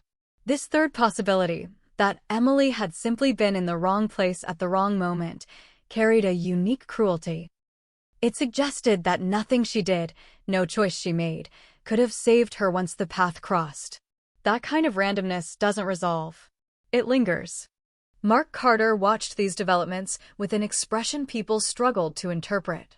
Those who believed in his guilt saw vindication slipping through their fingers, replaced by a narrative that made him smaller, less central. Those who believed he had been wrongly accused saw something else entirely, a man who had been swallowed by a story too large and too convenient to resist. Mark himself said little, but those close to him noticed a change. He stopped bristling at mentions of the case. He stopped correcting people. It was as if he'd accepted that the truth, whatever it was, no longer required his participation. One night, after a community meeting that had devolved into argument, a retired investigator stayed behind, standing alone in the parking lot, staring toward the distant ribbon of highway. He admitted, quietly, to a journalist who hadn't turned off their recorder, that the greatest failure of the case wasn't misidentifying a suspect or losing evidence. It was timing. If we'd known then what we know now, he said, it wouldn't even be a mystery. That sentence traveled far. It was quoted, reposted, dissected. Some took it as proof of incompetence. Others saw it as a confession of systemic limits. But for those closest to the case, it landed as a kind of eulogy, an acknowledgement that the window for certainty had closed long ago, sealed by delay, fear, and the ordinary chaos of human systems. Emily's story entered a new phase, one that felt strangely quieter. Fewer theories. Fewer public arguments. More reflection. Universities studied it as an example of narrative fixation, how early assumptions can dominate investigations to the exclusion of alternatives. Training programs referenced it obliquely, anonymized, stripped of names, turned into lessons about bias and scope. Emily became both a person and a case study, a duality that unsettled those who loved her and educated those who never knew her. On the highway, a small, unofficial memorial appeared one morning, a simple marker placed just beyond the shoulder, no name, no date, just a symbol etched into metal, the same one found in the notebook years earlier. No one claimed responsibility. Authorities debated removing it, then quietly decided not to. Its presence raised more questions than it answered, and perhaps that was the point. People began to talk less about solving the case and more about reckoning with it. What it said about vulnerability, about how easily ordinary lives brush against hidden structures, about how often systems fail not because of malice, but because of misalignment, because the left hand doesn't know what the right is doing until it's too late. Emily's parents marked the anniversary privately that year. No cameras. No speeches. Just a drive along the highway at dawn, windows down, the world quiet enough to hear the tires on asphalt. They didn't look for signs anymore. They weren't waiting for closure. They were learning how to carry an answer that might never be spoken aloud. As the 10th year closed, the forgotten highway cold case settled into its final, unresolved shape. Not a question with a missing answer, but a story with too many answers, none of them complete, all of them pointing toward a truth that existed but could no longer be extracted cleanly. And in that space, between knowledge and proof, between understanding and justice, the case found its permanence. Not solved. Not forgotten.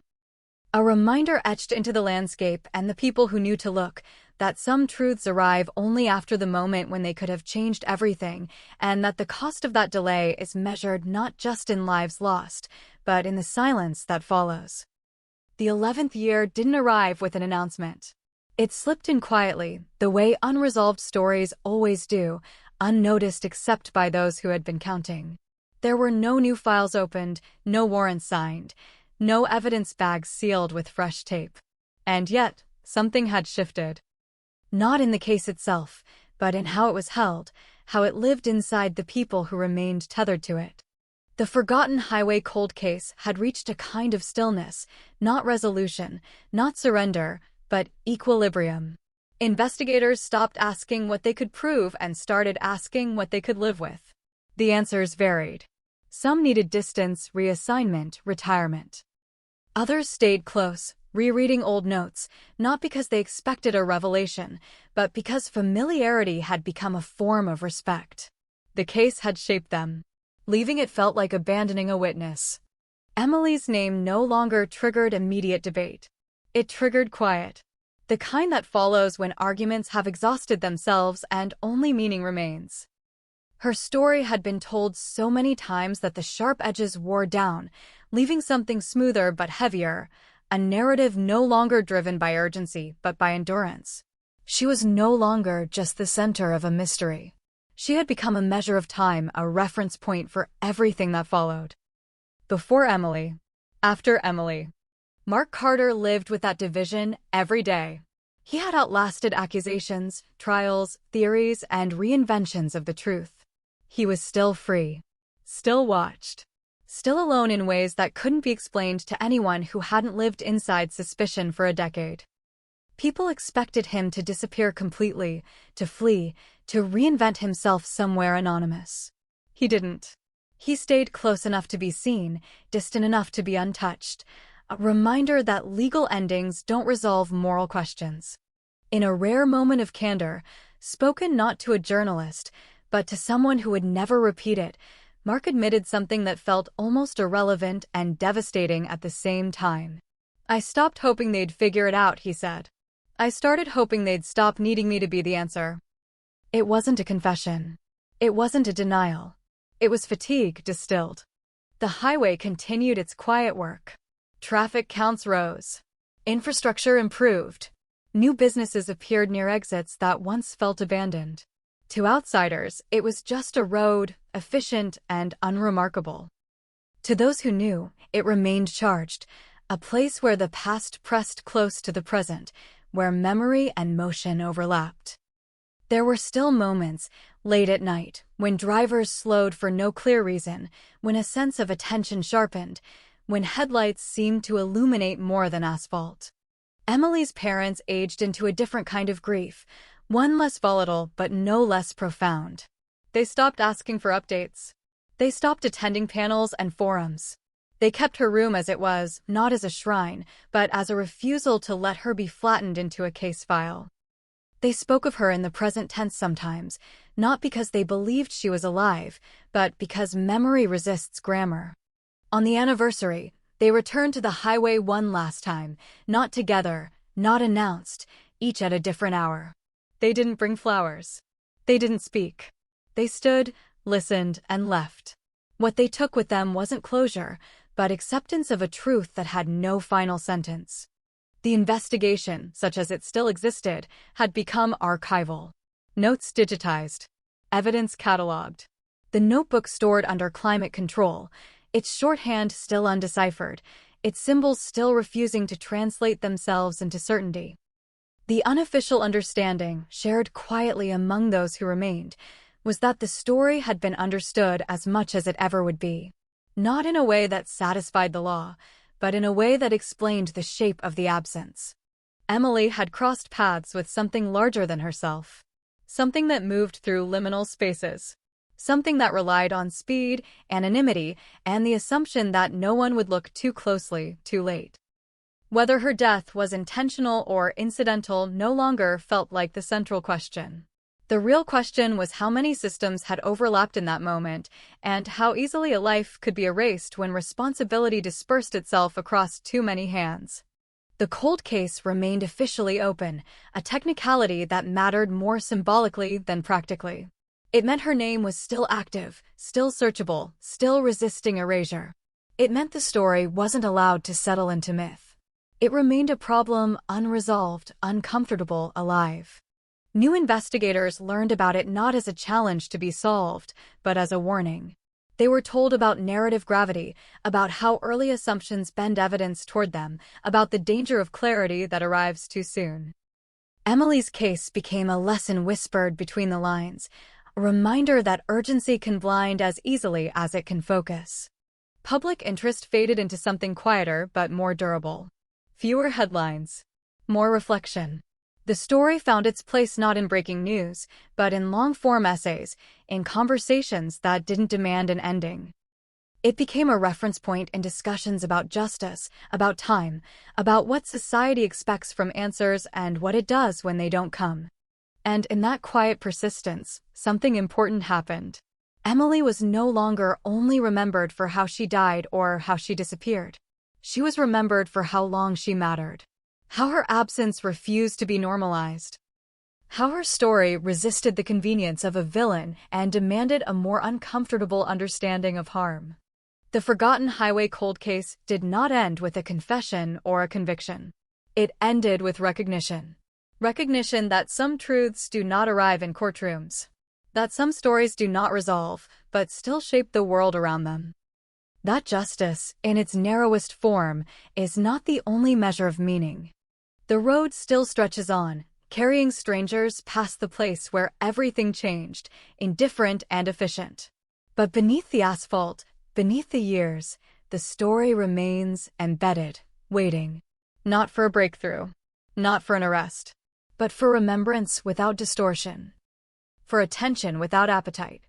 And perhaps that is where this case finally rests. Not solved, not forgotten, but held deliberately in the space where mystery and responsibility coexist.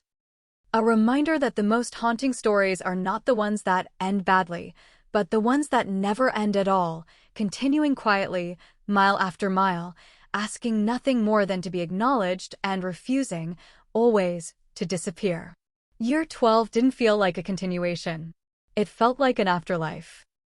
The kind where nothing new is supposed to happen, where the story has already said what it's going to say, and yet it keeps breathing, quietly, insistently, refusing to lie still. The Forgotten Highway cold case had passed beyond investigation and entered something more abstract, a shared consciousness shaped by absence, by what was known too late and what might never be known at all. It began unexpectedly with a letter. Not an email. Not a call. A physical envelope, postmarked from a town no one associated with the case, addressed simply to the unit that no longer existed under that name. Inside was a single page, typed, no signature, no apology, no confession. Just a description. A night drive. Fog. A woman standing near a stalled car. A second vehicle pulling over, hazard lights flashing briefly, then going dark. The details were specific, tactile, unnervingly calm. The writer didn't claim responsibility. They claimed proximity. I saw it, the letter said. I didn't understand what I was seeing until it was already over. The letter ended with a line that froze everyone who read it. You've been looking at the road. You should have been looking at the pause. No return address. No fingerprints. The paper was common, the ink unremarkable. It could have been a cruel fabrication, a troll feeding on an old wound. It could have been the truth. After all these years, the difference was no longer obvious. Still, the letter did what nothing else had done in a long time. It pulled people back in. Former investigators were contacted quietly. Retired agents dusted off old instincts.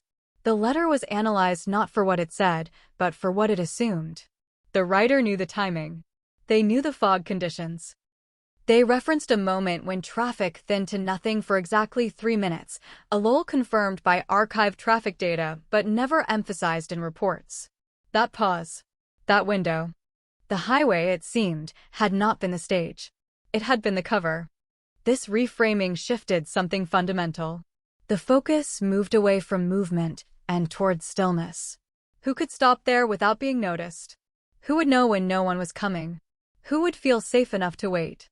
Old maintenance schedules were revisited. Emergency pull-off zones mapped. Temporary road work logs examined, the kind of records no one had thought to preserve beyond their retention period. But fragments remained. Enough to suggest that on the night Emily disappeared, a brief, unofficial slowdown had occurred, not a closure, not an accident, just a moment where the flow of traffic hesitated and then resumed. The pause. That idea spread quietly, not as a theory to be proven, but as a lens through which everything else suddenly made sense. The phone ping that didn't align with movement. The fracture pattern that suggested relocation without distance. The witnesses who described light without motion. Vehicles present but not passing. People there, but not traveling. Emily hadn't been taken on the highway. She had been caught during its breath. This interpretation didn't point cleanly to a suspect. It pointed to a condition.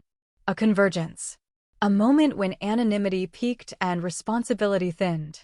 It suggested that whoever intervened that night didn't act out of panic or rage, but out of confidence. They knew the road. They knew its rhythms. They knew when it would look empty even when it wasn't. The letter writer claimed they had seen the aftermath, not the act. A figure standing too still. A car door closing too carefully. A sense that something irreversible had just occurred and that intervening now would only make things worse. Fear, the letter implied, had been rational. Self-preserving. Human. That admission, if genuine, reframed the case one last time. Not as a story of a single perpetrator or even a network, but as a story of thresholds. The threshold between seeing and acting. Between knowing and intervening. Between the assumption that someone else will do something and the realization that no one will. Emily's parents were informed, gently, cautiously. They read the letter in silence. There were no tears. That phase had passed years ago. What they felt now was something closer to recognition. Not relief. Not anger. A grim alignment between what they had always sensed and what the words finally articulated. Their daughter had not vanished into chaos. She had vanished into a moment where too many people chose not to cross a line.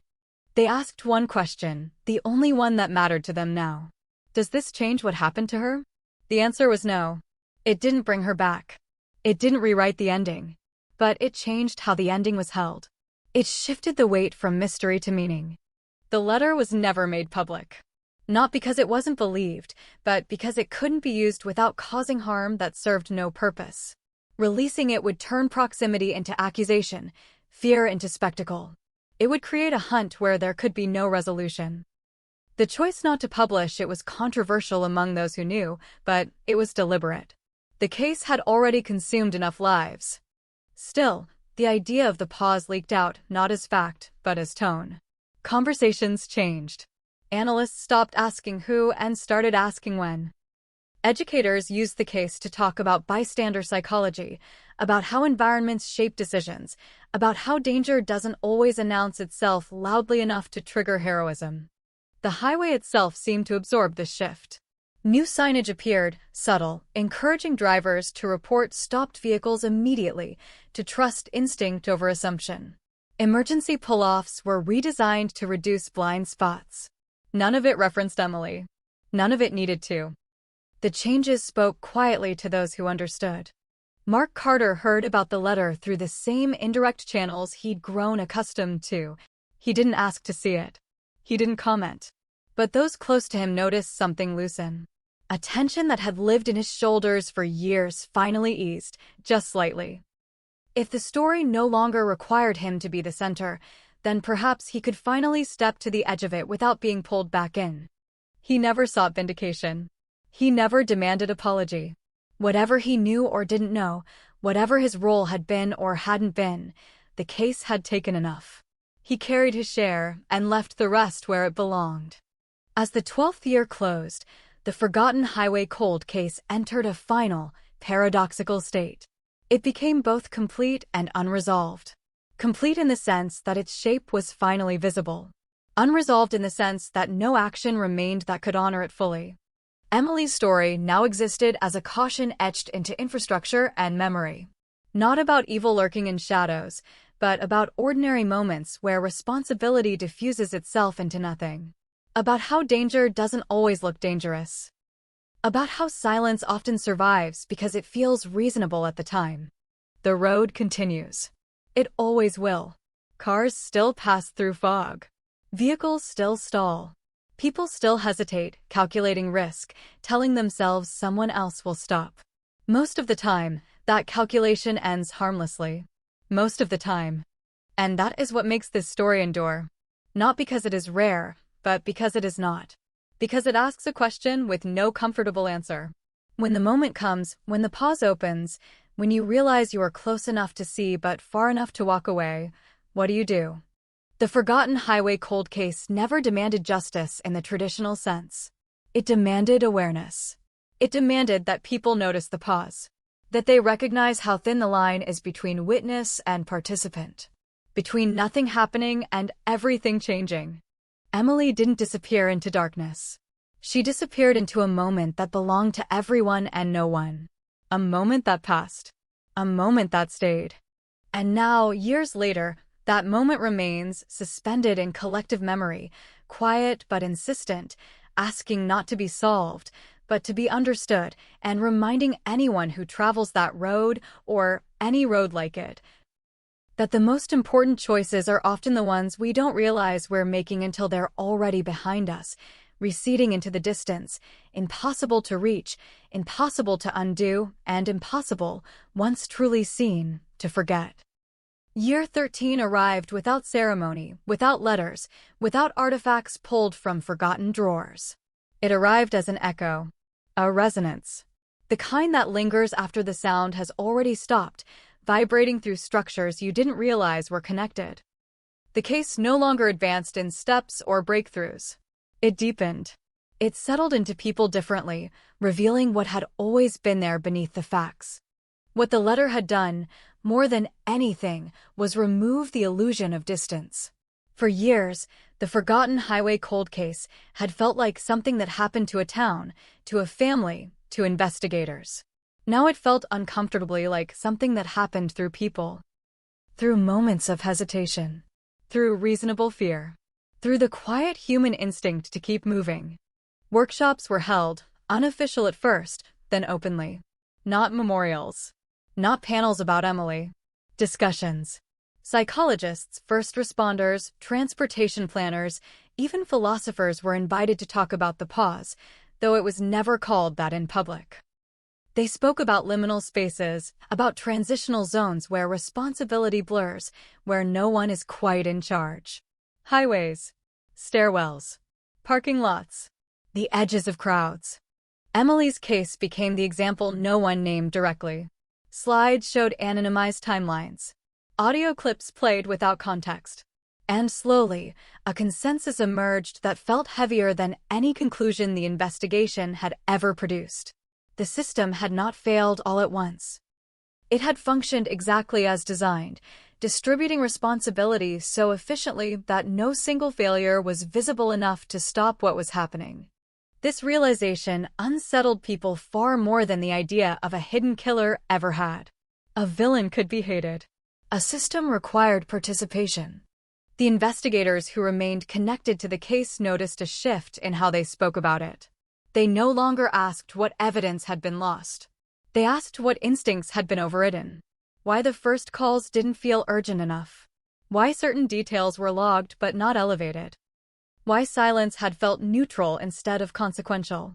These questions had no corrective answers. They were diagnostic, not reparative. Mark Carter faded further into the background. Not by design. By gravity. The story no longer orbited him. His name appeared less frequently online, replaced by broader language. Systemic failure. Environmental risk. Bystander diffusion. He watched this transformation with a strange detachment, as if witnessing a weather pattern move on after a long storm. The suspicion never fully left him, but it lost its heat. It became ambient. In a private moment, shared with no one officially connected to the case, Mark admitted something else, quieter than anything he'd ever said publicly. "I thought the worst thing would be being blamed," he said. "I was wrong. The worst thing was being used to make it simpler." That sentence never appeared in print. It didn't need to. It captured what Year 13 was about. Complexity returning to a place that had been flattened by narrative necessity. Emily's parents remained mostly out of sight. When they did speak, it was not about justice or answers, but about attention. About how easily moments slip past unmarked. They spoke to driving instructors once. To nursing students another time.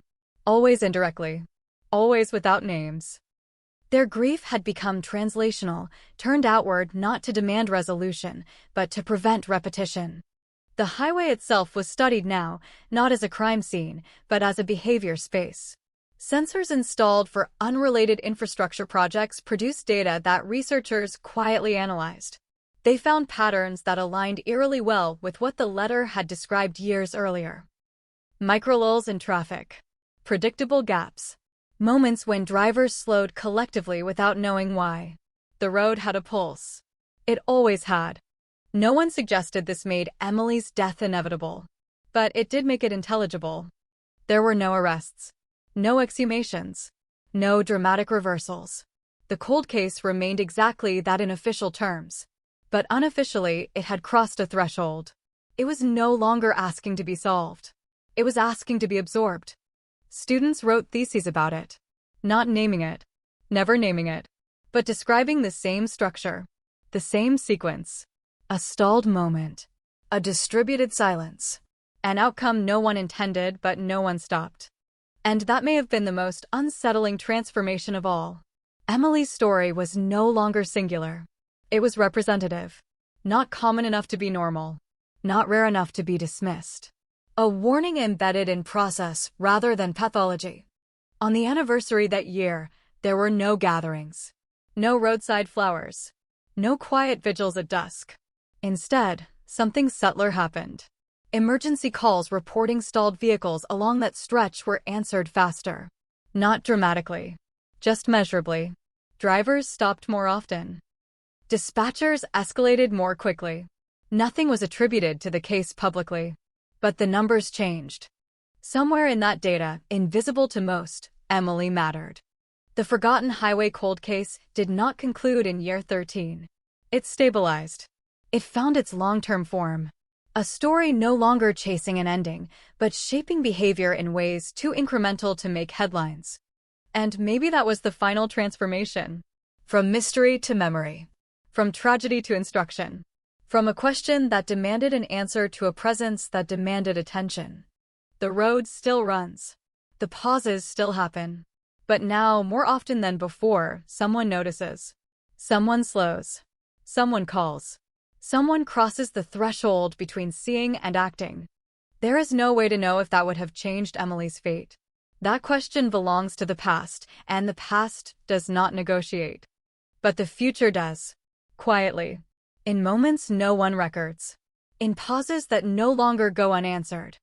And in that space, fragile and incomplete, the case finally does what it could never do in a courtroom. It changes something. Year 14 did not deepen the case so much as it widened it. The story stretched outward, thinning at the edges, touching places that had never heard Emily's name and never would, yet were shaped by the same quiet mechanics that had erased her. The forgotten highway cold case was no longer a fixed point. It was a ripple, expanding across disciplines, across habits, across the small, unglamorous decisions people made when no one was watching. The language around it continued to evolve. Investigators rarely used the word case anymore. They said event or sometimes sequence. Words that implied motion rather than intent. Harm rather than malice. It was an uncomfortable shift for those raised on clearer narratives, but it fit what the years had revealed. This was not a story driven by a single will. It was a story driven by alignment, by timing, by the way systems overlap and then look away from one another. Transportation authorities implemented changes without attribution. Lighting adjusted at specific intervals. Emergency call boxes reintroduced where they had once been deemed unnecessary. Signage redesigned to interrupt autopilot thinking, to force a moment of conscious awareness. None of it referenced crime. None of it needed to. These were structural responses to a structural failure. Some critics argued that this reframing diluted responsibility, that it allowed individuals who might have acted differently to dissolve into abstraction. Others argued the opposite, that it finally placed responsibility where it belonged, not on a single scapegoat, but on the collective tolerance for silence. The debate never resolved. It didn't have to. The point was no longer agreement. It was vigilance. Mark Carter watched the debate from a distance he had learned to maintain. He had become, paradoxically, more visible and less relevant. People still recognized him. Some still whispered. But the story no longer needed him as a pillar. That absence of need was its own kind of release. He moved through his days with a careful neutrality, aware that history might never exonerate him fully, but also aware that it no longer required his condemnation to function. He never returned to the highway. Not out of fear. Out of respect for the gravity it still held. Some places, he understood now, were not meant to be revisited. Emily's parents marked the year quietly again. They had learned that public remembrance often asked more of them than it gave back. Their grief had become private, textured, less sharp but more constant. They spoke of Emily less often to others, but more often to each other, small memories surfacing unprompted, detached now from the weight of explanation. When asked once, gently, whether they felt the case had been resolved in any meaningful way, Emily's mother answered without hesitation. "It's been understood," she said. That's different. Understanding did not bring peace. It brought context. It allowed grief to rest somewhere other than confusion. It allowed anger to diffuse into something less corrosive. That mattered more than verdicts ever could. Academically, the case entered a new phase. It was cited in studies about risk perception, about how modern life trains people to assume coverage where none exists. Cameras, patrols, protocols. The illusion of safety created by their presence, and the blind spots that illusion inevitably leaves behind. Emily's disappearance became a footnote in those discussions, unnamed but unmistakable, a reminder that redundancy does not guarantee protection. Students encountering the case for the first time reacted differently than earlier audiences had. They did not ask who did it. They asked how it happened. They asked where they might be standing when a similar pause opened in their own lives. The question had migrated from the past into the present. That migration changed everything. The highway itself aged. Asphalt patched. Shoulders widened. Its danger became less visible, not more.